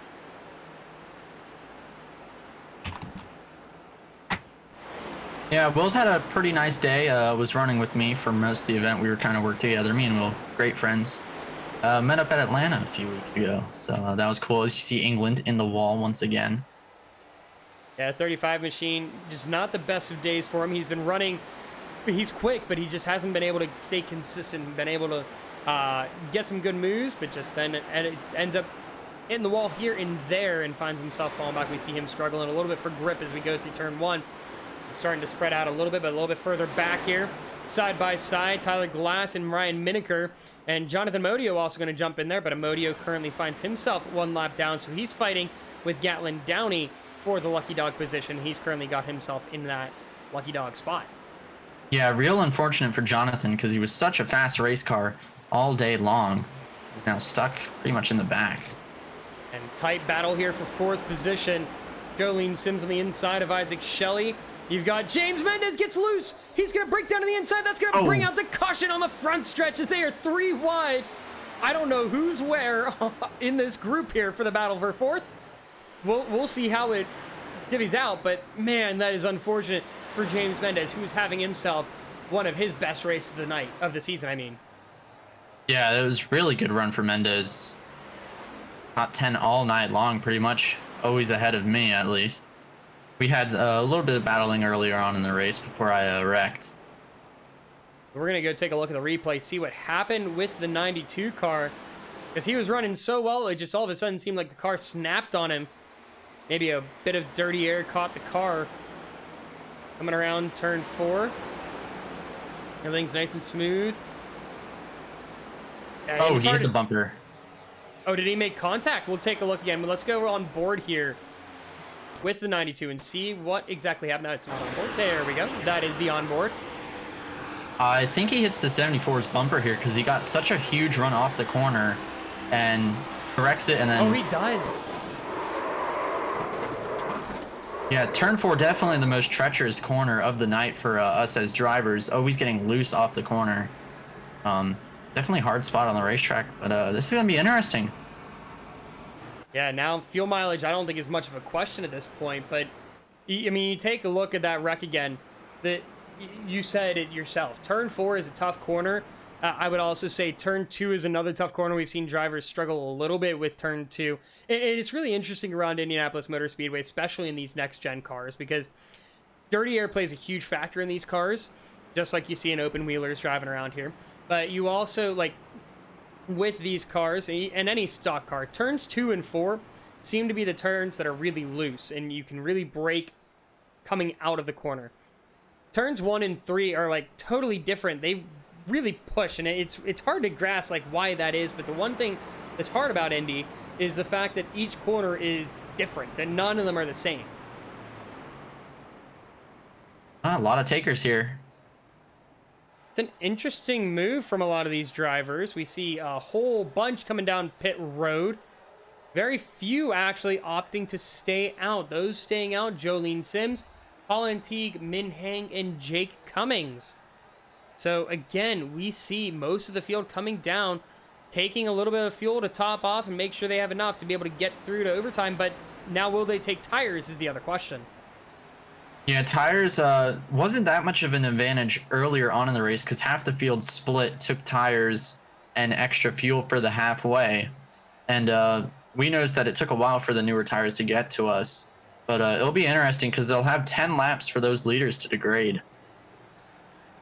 Ooh, interesting here. Tim Moore jumps teammate Drew Jua in pit road. And did Drew speed? It looks like Drew might have sped through pit road because he is letting everybody by. Hold up, I'll ask. So we're going to get confirmation on that. But yeah, that would be my assumption is we see Drew Jua get caught for speeding.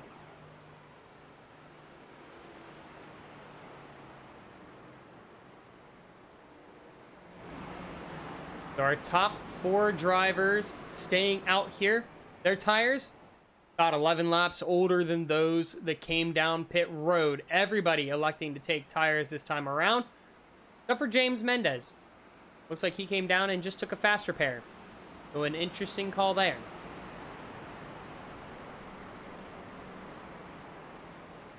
So Drew says that Tim bumped him and he sped when he was bumped. Oh, that is unfortunate.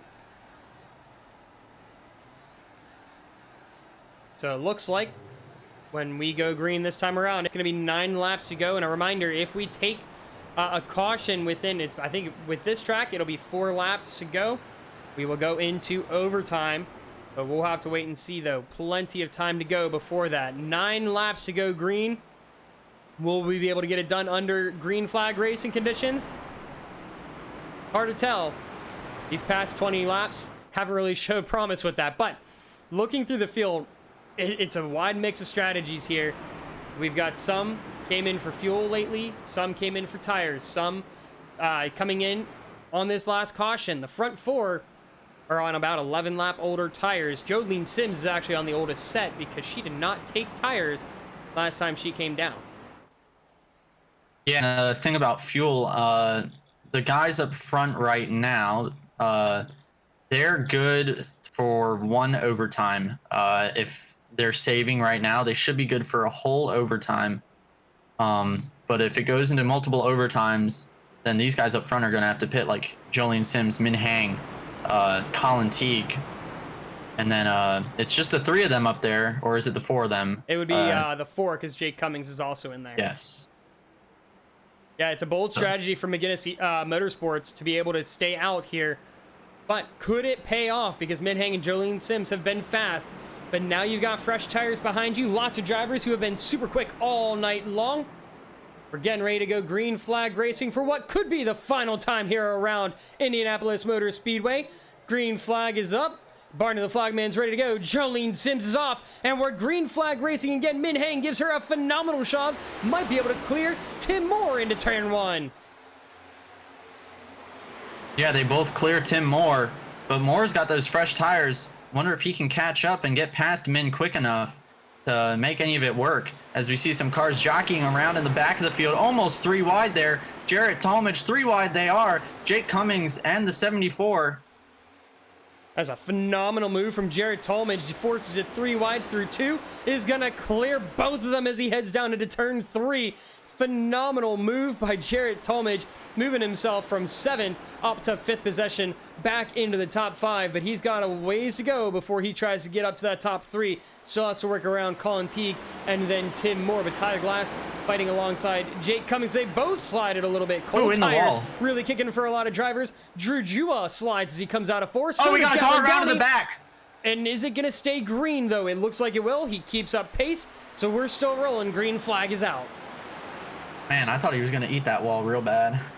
Yeah, he hit that real hard. It's going to kill that toe. Unfortunately, that car is probably done for the day for Gatlin Downey. Unfortunate way to finish the race, but we're still green flag racing, and that's what matters at this point. Tim Moore, Min Hang, and Jolene Sims, your top 3. We got 3 wide, almost. Drew Jua. Contact Tyler Glass around.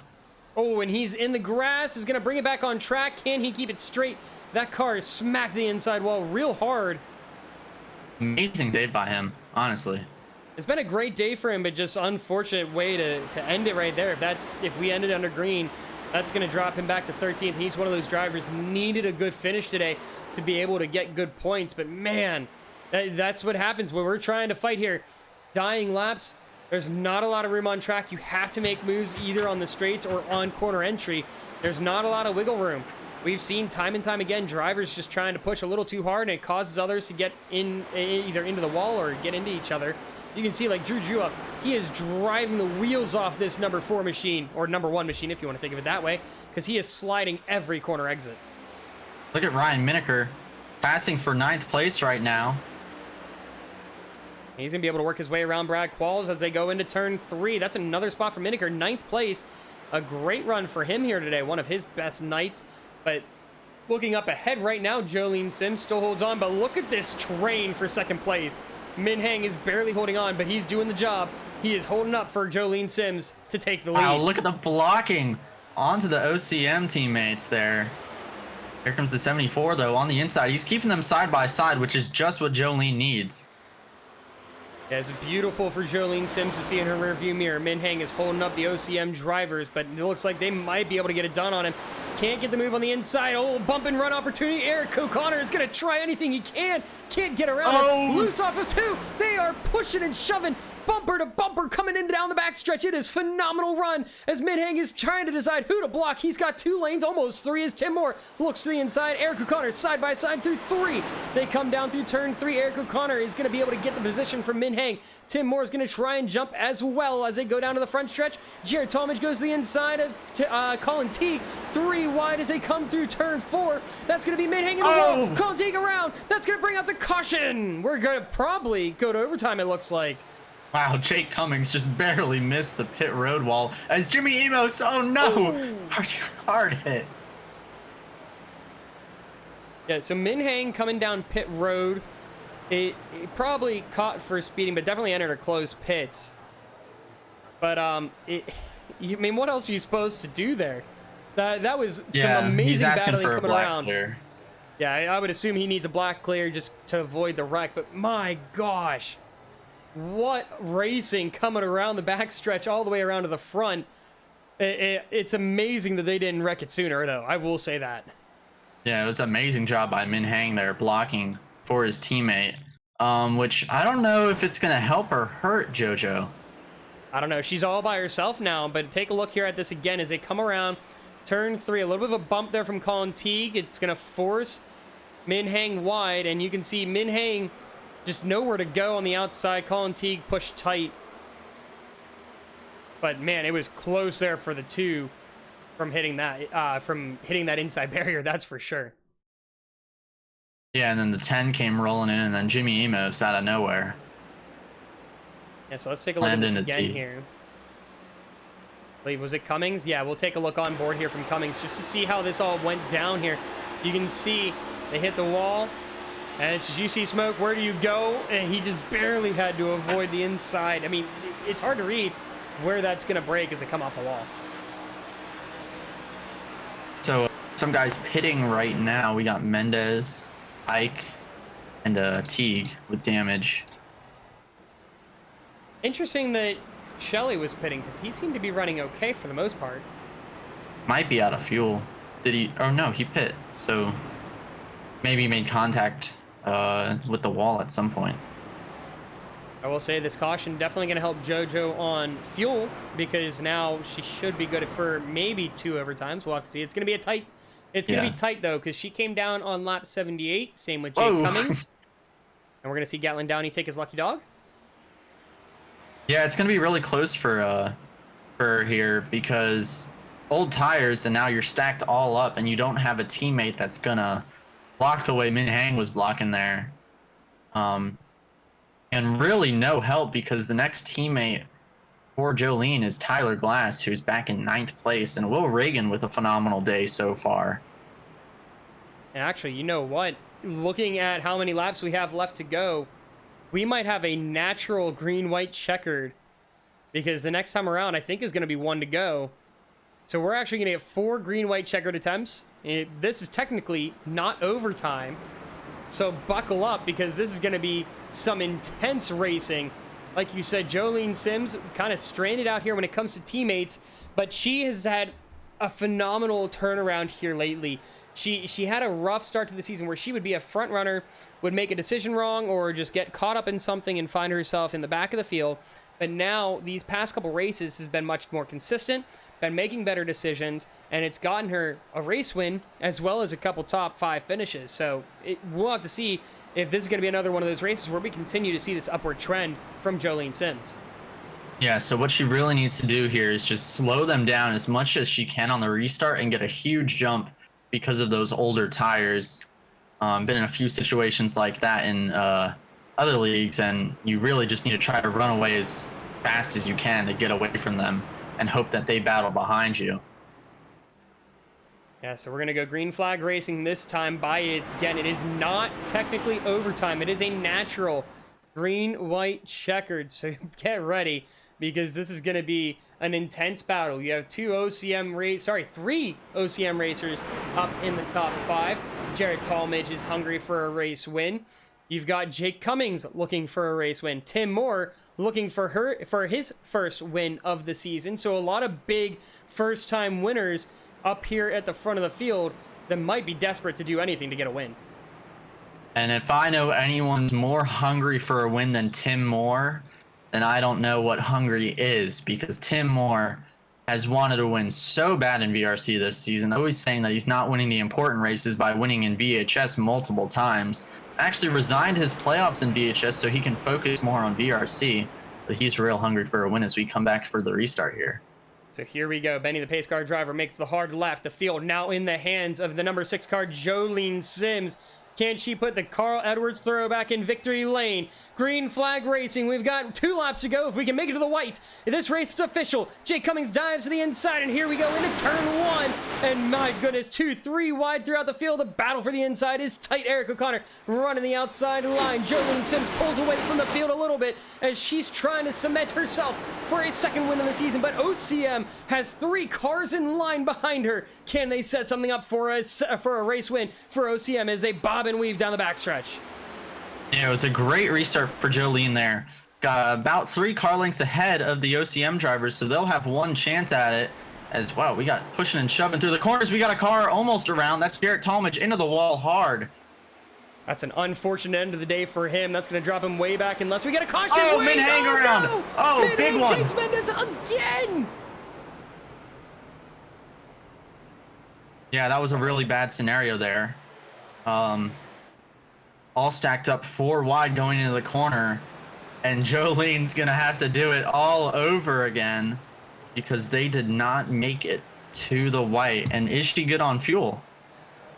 That's going to be the question, is she good on fuel? But what happened there coming out of turn 3? We saw Jared Talmadge have issues on the entry, but we saw somebody cut through the grass, and I believe it was James Mendez, which caused that to happen. Do you see? Yeah, unfortunately, Talmadge in the wall. Oh, yeah, we see Mendez just overcorrect the entry. No room coming back into 4 and just went almost like a missile right for Min Hang. Yeah, really unfortunate there. I don't know how Will made it through that. Oh my Take a look at onboard Min Hang here. What a shove there as he heads into turn 3. But it causes massive checkups here as they go through. Has to dodge to the inside. And that's where the issue comes in. They dove to the inside. It looked like Mendes might have thought there was a little bit more room than there actually was. Yeah, they were almost 4 wide there. So unfortunate for Min Heng. Gets caught up in another incident.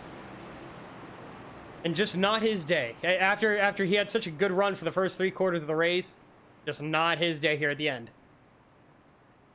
Yeah, really, really good racing by him today. I'm real interested to see if Jolene will make it back, though. Well, it looks like she's got enough fuel for at least in the first overtime. So this is our first official overtime. The last one was a natural green-white checkered. So how overtime works, I mean, just like what we saw. We get 2 laps. Green flag, if we make it to the line, take the white, the race is official, and it is just a race to the checkered flag to see who can get there first. If not, if we get a caution before we take the white, we rack it up, we try it again. So the way this race has been going, I could see us using at least 1, maybe 2 overtime attempts. We might get to all 3. We'll have to wait and see, though. But taking a look here at the first 5, you've got Jolene Sims, Eric O'Connor, Drew Jua, Tim Moore, and then Jake Cummings. 3 OCM drivers there in the front 5. And actually, interesting hearing over the radio, Tim Moore saying only 1 more caution. So I guess that last attempt was an overtime attempt. Yeah, they probably counted it as one of their 3 2-to-goes. They probably want to get this over with.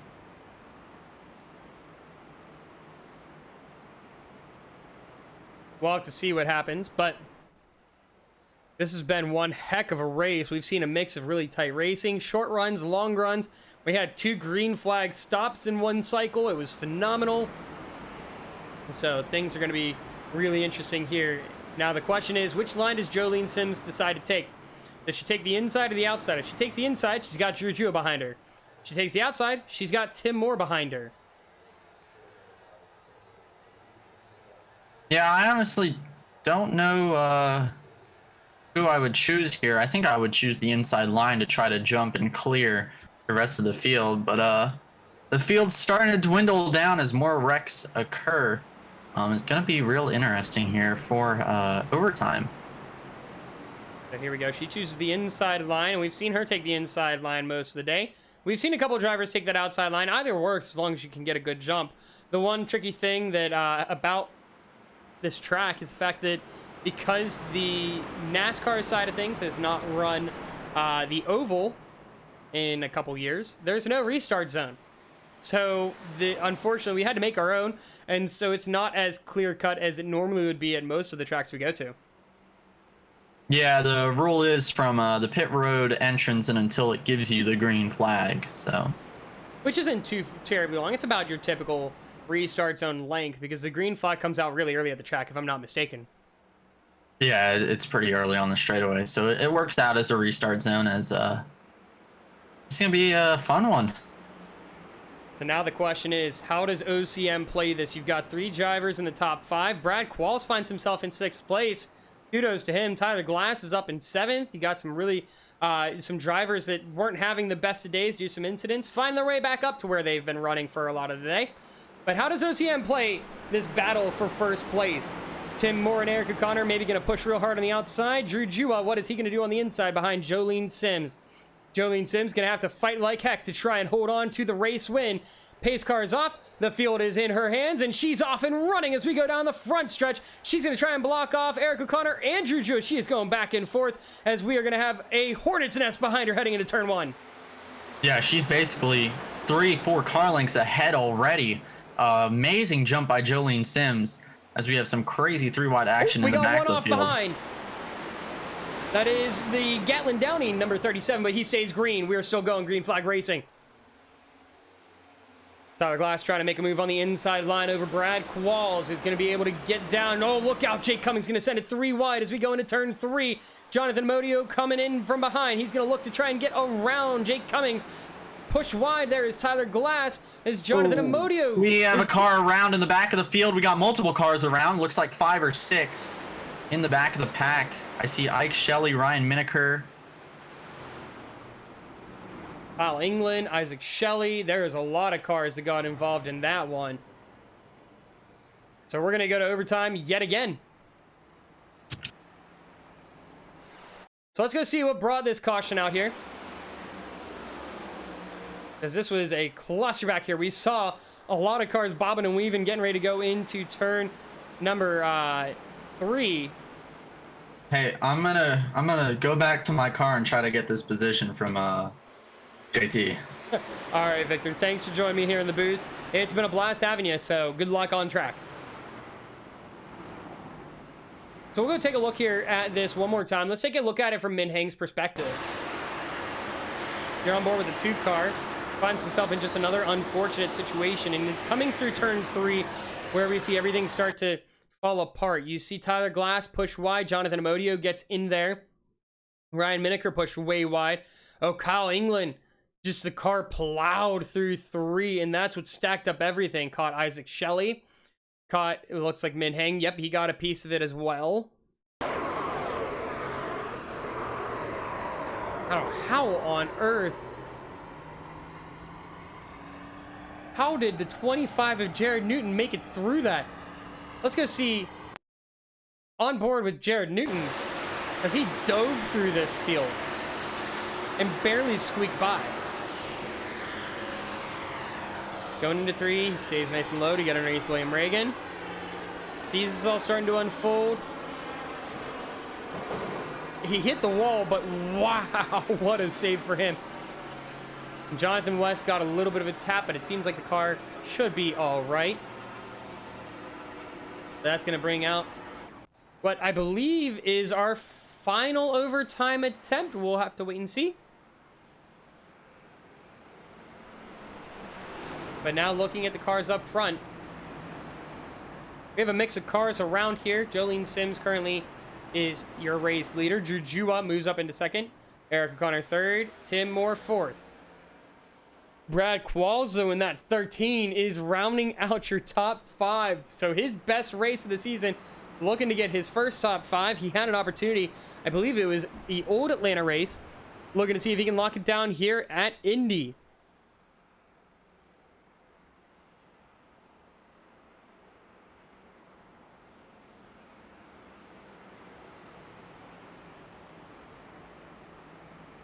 So it's going to be really interesting restart to see how everything goes down, because it's going to be one heck of a battle if this is our final restart. We're going to go green this time around. So Jolene Sims. She's been taking the inside line. I would assume she takes it again here. Drew Jua would then be in front of teammate Tim Moore. OCM still holding 3 of those top 5 spots. We had seen Ryan Miniker up there for a moment, but he ends up further back through the field.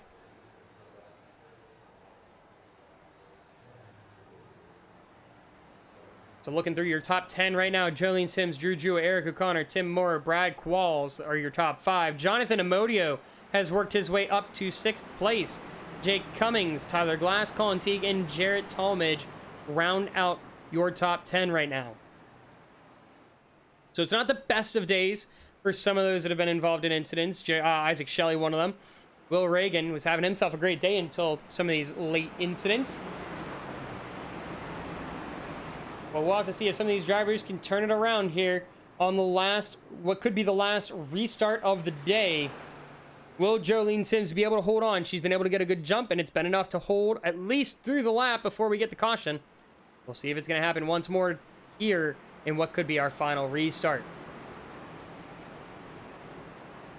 Just a reminder, next week's race will be taking place at the Homestead Miami Speedway, so make sure you join us for that one. It'll be same place, same time, 8:30 p.m. Eastern Standard. If you want to catch more racing here with Racing Lights Productions, you can join us on Tuesday nights at 9 p.m. Eastern Standard Time. We have short track racing with the American Motorsports Association. Last week was our first race at Hickory Motor Speedway. This week, we head out to the beach in South Carolina. We go to Myrtle Beach. It's a very interesting track. It's a half-mile oval, very, very flat, but a lot wider than the bull ring that was Hickory. But enough of that. Let's get ready. Green flag racing. what could be the final restart of the night. Jolene Sims leads the field around. She's going to get a jump here, trying to see if she can push on Drew Jua. Isn't going to get a run. She dives to the inside. Can she get clear of Drew heading into turn 1? Side by side, Tim Moore can't get a shove to Drew. She's going to clear Drew for at least a moment. Eric O'Connor gets in side by side. Coming out of turn 2, Drew pulls ahead of teammate Eric O'Connor. Drew's going to try and make a push here for the lead. Tim Moore following in line back in 4th place. Brad Qualls further behind. Drops back to 6th. We have a couple drivers drive all the way to the inside. Jonathan Modio, one of them, I believe the other was James Mendez, but Jerry Talmadge dives to the inside of both Brad Qualls and Tyler Glass there as they go into turn 3. Caution is out. That is going to be another stack up. And what brought that one out? I believe it was the incident earlier between Mendez and I think it was Amodio. So let's go take a look here. So you've got Mendez here. Oh, actually, it was a little bit before. Colin Teague gets into Mendez. Sorry, Amodio. Mendez gets a little loose, gets caught up in that as well. Oh, yeah, he just got loose all over. And it's a shame. He came back on track, had Jared Newton coming, so that's what brought out the caution.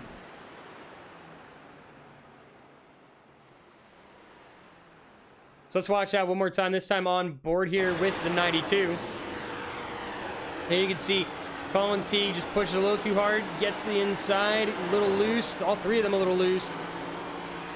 Unfortunately, Mendez just unable to save it, catches a bump there. Now these cars, like we've seen all season, they do not like those bumps. We'll send those cars, that's for sure. Hey, Alex. We're going to stack it up once more. Alex, go on board with me. No, listen, go on board on the back straight away. Trust me. All right, let's take a look here. We'll go on board here with Victor Imbasciani. That's not Victor. There we go. There he is in the 12 car. Taking a look through the back, so you can see how everything falls apart there.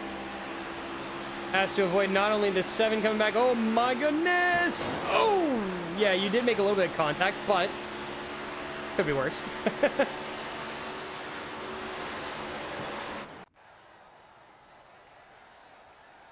We're gonna stack it up again for another overtime attempt. I believe I'm mistaken. I can't remember. I think it's unlimited overtime attempts. So we're gonna keep rolling this. This is our 9th caution of the day after what was such a clean race. Very few cautions, but we find ourselves going back under caution once more. But Drew Jua now finds himself in the lead because previous race leader Jolene Sims at this point is not going to have enough fuel to make it through another overtime.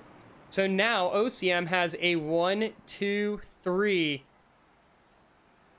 And you can almost say maybe they've lucked themselves into this position. Now the question is, do you run a strategy to try and get Tim Moore his first race win? Or do you let him naturally try and race for the win? Last time he tried to race for the win, we're going to revisit this, Tim. He wrecked all 3 OCM drivers that were on for the podium out of New Atlanta. So we'll see what the call is here from OCM. Jared Talmadge licking his lips a little bit because he remembers what happened at New Atlanta. Brad Qualls could find himself not even just in the top 5, could find himself on the podium, but that last restart, not great for him. He found himself battling for a couple spots there, but still manages to hold on for 5th place. He's got some drivers that are quick there, like Colin Teague and Isaac Shelley and Min Hang that he's going to have to fend off. So let's see, which line does Drew decide to take? Does he try to take the outside and slow down Jared Talmadge, or does he try to take the inside and try to help Tim pull ahead? We saw earlier Drew elected for the outside line. It looks like he's going to choose the outside line once more here, coming around for this next overtime attempt. This is overtime attempt number 3.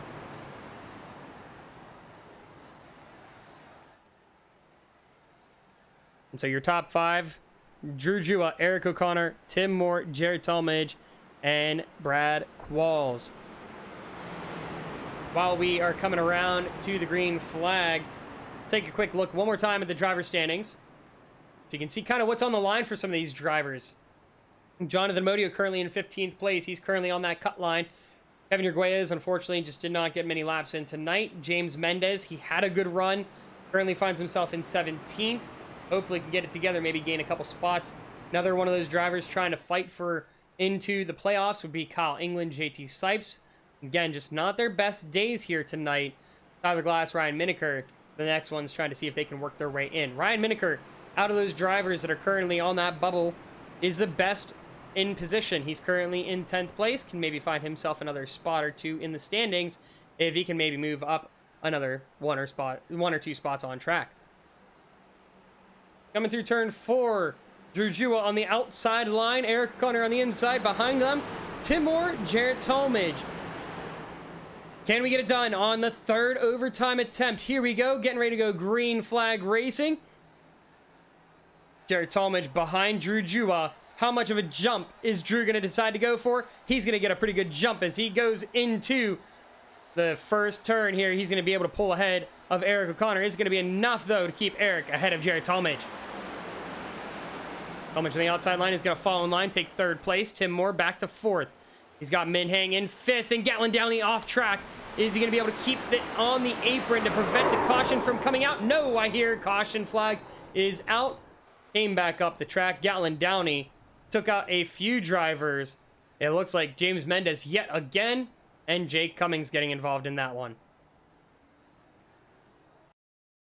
Taking a look, Gatlin Downey. Let's ride on board here with the 37. Car coming around. Car just gets loose there, coming out of... Yeah, he just got loose. Didn't lock it down and ended up coming back into Mendez. Gonna take a look this time on board with James Mendez. Just rough finish the race here for him. He had himself a phenomenal beginning of the race, all the way up until, honestly, the last couple restarts. He was doing so well. You can see Downey just juts off track, didn't lock it down. It caused it to come right back up, and Jake Cummings got caught up in that too. And you can see it. We'll look one more time here. This time from Victor Imbasciani. You can see from the 12 car just how close he gets. That car just snaps out. Oops, we lost Imbasciani for a second. Holy cow. Yeah, not much you can do. Oh, and it was chaos even after the wreck.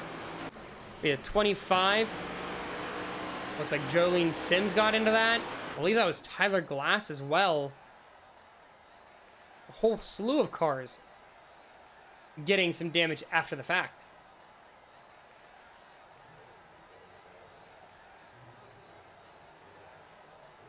We're going to continue to stack it up over and over again. We're trying time and time again.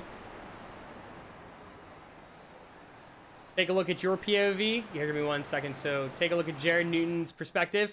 We can do that. Hang on. Let's find Jared Newton's perspective here. Where is Jared Newton on the track at this point? I'm sorry, you got to give me a second here to find you. There you go. Yeah, I'm not sure what happened there after the wreck, and this is actually going to give us a great view of it because your car got unfortunately destroyed. So we see Jolene Sims get to the inside of Will Reagan.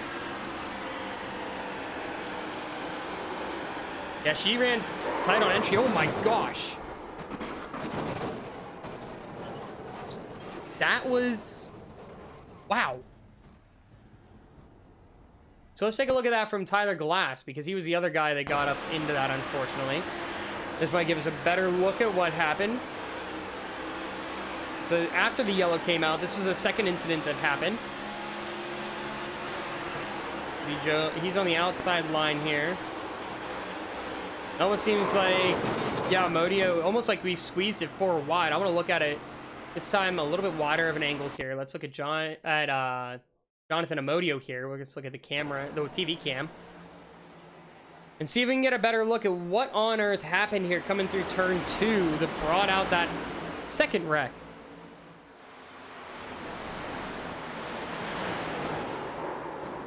Yeah, just 4 wide, nowhere to go. Jolene Sims tried to save it, pushed a little too tight. That's what brought it all out, but that is just unfortunate. And some drivers, we're getting flashbacks here. If you remember back to Charlotte, we used 5 overtimes. This is, I believe, overtime number 4 now. It has been a little bit of carnage in the back of the field. Let's see if we can get it together here, get a strong finish. Drew Jua, Eric O'Connor, Tim Moore, your top 3. Or sorry, not your top 3. Drew Jua, Eric O'Connor, Jarrett Talmadge, your top 3.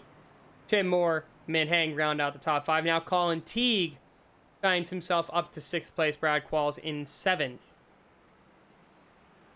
You can see a lot of the field catching up, having to stop for pits. And we have gone much past the scheduled distance of the 250 miles at this point. We are at lap 112, if I'm not mistaken. But maybe this will be the last time we take the green flag. Can we see the white? Concussion, says Jared Newton. Yeah, seriously, that was one heck of a hit you took on the outside line, and then taking Tyler Glass right through your car was absolutely insane.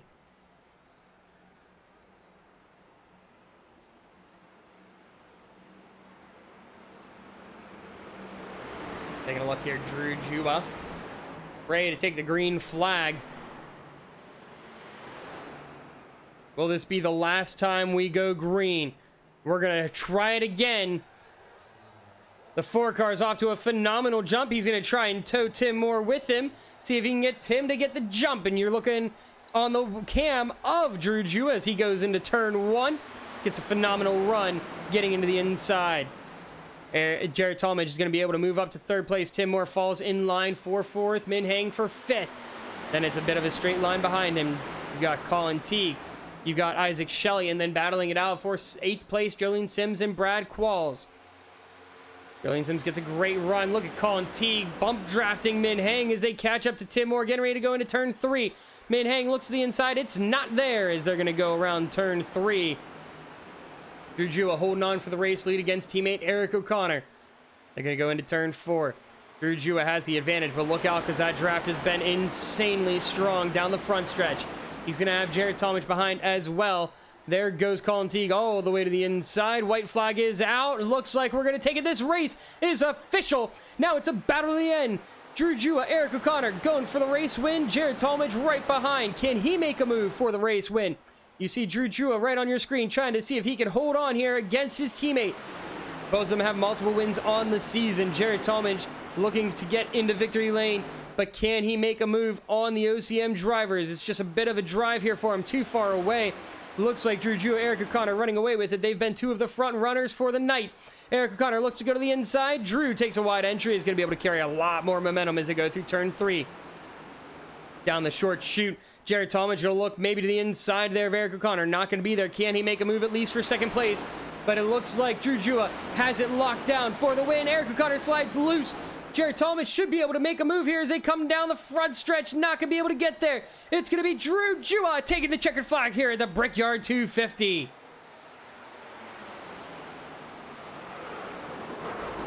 As carnage settles in behind. You got drivers in the wall, some getting loose, some spinning around a little bit, but Drew Jua is able to take the race win. Phenomenal finish for him. What a drive from the 4 machine. And he gets yet another win on the season. And OCM just 1 car away from getting an OCM 1, 2, 3. And you see Jared Talmadge.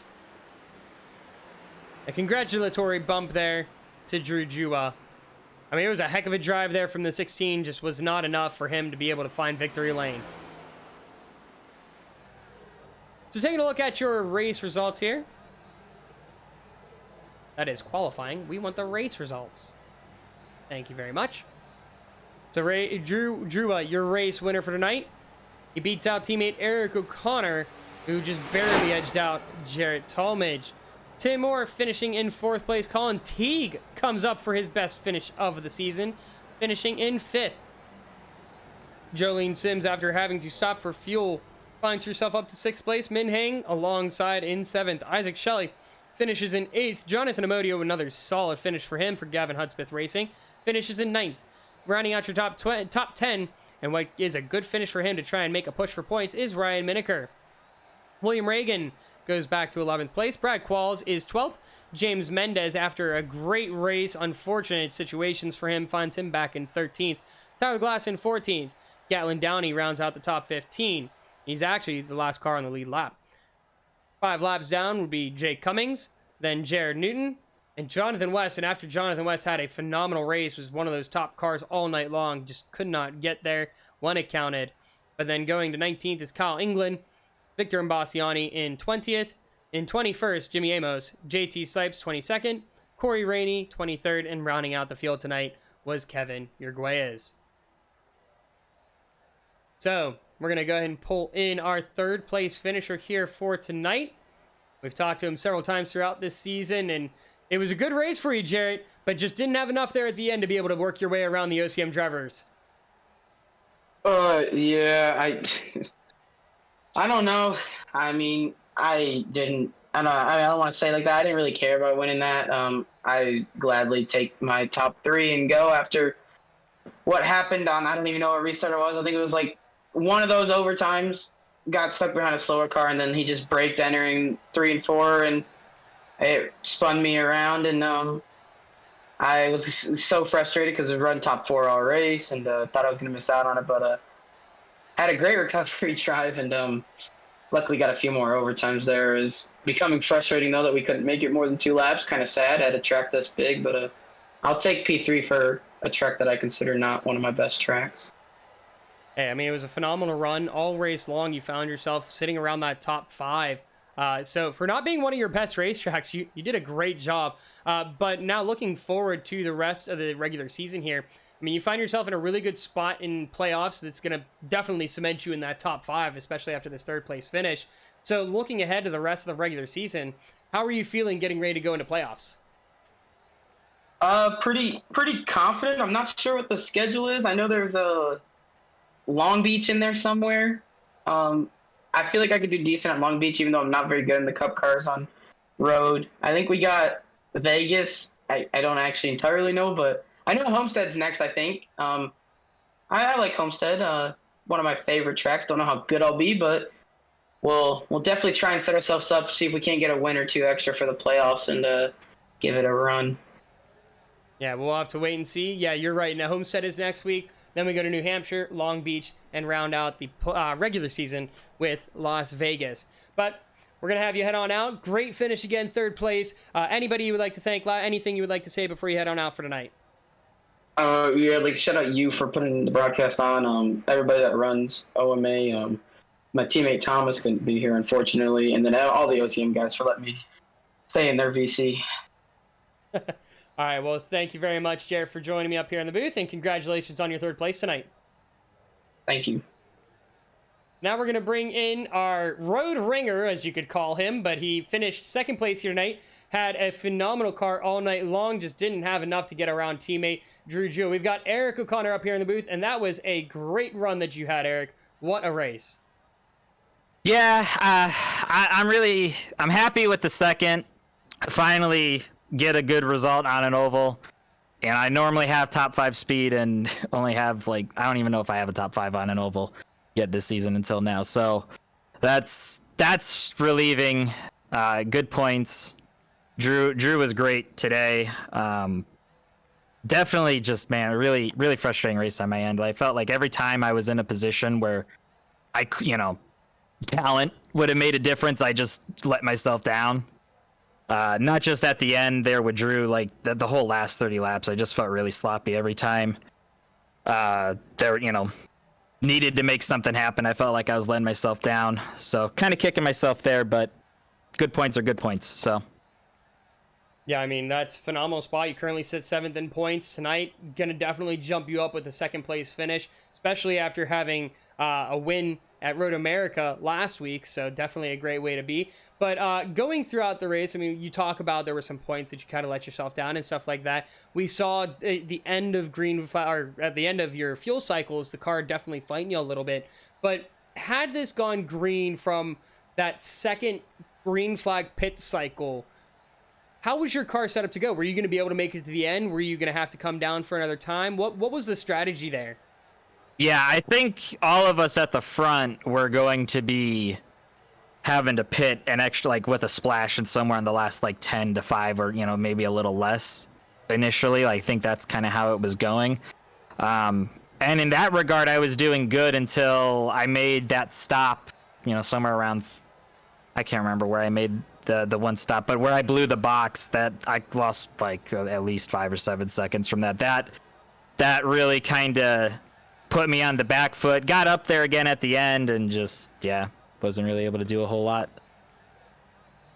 All right, well, next week we've got Homestead Miami Speedway, so we'll see how you do there. Hopefully you can continue this success. It's been phenomenal racing from you lately. But before you head on out, same question I asked you the past couple weeks that I've had you up here now. Anybody you'd like to thank? Anything you'd like to say before you go? Yeah, just again, big shout out to Backstage Guitar Lab. It means a lot to have them on the car. It really does. I love music. I play guitar myself, so having them on board really means a lot.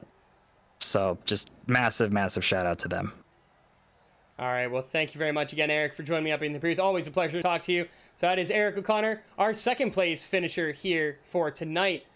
Now, the winner of the Brickyard 250, and please tell me you went to get a glass of milk, we've got Drew Jua, the driver of the number 4 machine. What's up? Welcome, Drew, and great win. I mean, you had a phenomenal car all night long, and it seemed like you were playing the long run when it came to the strategy whenever we got down to those green flag stops, because you were one of the last cars to pit. Yeah, we played the strategy where I wanted to win halfway.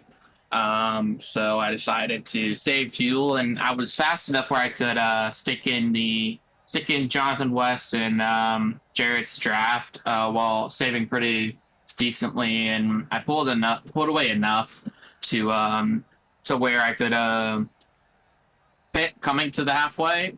And then it was just about reeling in both JoJo and Eric, and we were there, and that was even with the bad pit entry. And you know, we were set there. We pitted pretty late after those second time, and we got that caution.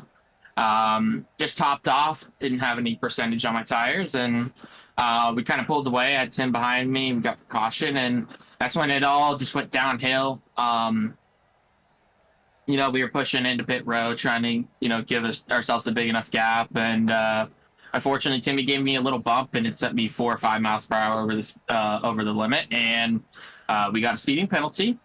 And I kind of drove my way through the field. I knew that we had about 5-6 laps to go, and I really had to push pretty hard. And I unfortunately, I tried to push T-Glass straight, and I kind of hooked him to the right. Luckily, he was able to save it and not really get any damage from it. But we put ourselves in a good position there, and that's when we had the caution after caution after caution. And I mean, I was getting more and more frustrated because I was faster than JoJo, and I showed it by, you know, there was one restart where going into 3, I was inside, and I would have been able to make the pass, and we kept getting cautions. So it was a great, you know, 80 laps, maybe 90 laps. We had 4 cautions, and then when you get to these overtimes, it just got worse and worse, and people just making over-aggressive moves and trying to defend too hard, and it caused this race to go from one of the better races of the season to one of the, I'm not going to say worse, but, you know, 16 extra laps over scheduled, and we couldn't go more than 1 lap. It's just frustrating. I'm glad we won. We really deserved it. Came back from a speeding penalty late in the race and found ourselves in victory lane. I think it was OCM 1-2, and then we had 10 and 4. So we'll take the points. We've missed a couple races, but I'm still glad that I could be in this playoff hunt. Yeah, I mean, the fact that you're still second place in points after missing a few races is absolutely insane. Tonight's race won't put you ahead of Tim, but that definitely closed you in because you had the stage win, as you had mentioned. But yeah, you said it exactly. I mean, yeah, there were the incidents at the end of the race, and it did kind of diminish the race a little bit, but it reminds me a lot of the Charlotte race. Charlotte was a great race, phenomenal racing, but then we went to 5 overtimes, and it tarnishes it a little bit, but it's still some really good racing. And I mean, it is what it is. It's just people racing hard for positions. You got 4 races left now until the end of the regular season, so trying to make your spots for the playoffs. But on your end, the fact, I mean, we watched you drive through the field. It was absolutely insane. I mean, you were taking that car to the limit, drifting almost every corner exit. It was, how on earth do you drive a car like that around? Like, for me personally, these kind of tracks where it's flatter entries, you don't have a lot of banking to work with. I really struggle to find pace, especially on corner exit. I mean, it was phenomenal to see you wheeling that car around, trying to push your way through the field. Yeah, you kind of have to find the limit of where you can, send it into the corner, but not really slide up, not like overcook your right front, and also find the limit about using that right rear. I felt like I was the best in the field with being able to limit both of them. About every single pit stop, I was even on my right sides.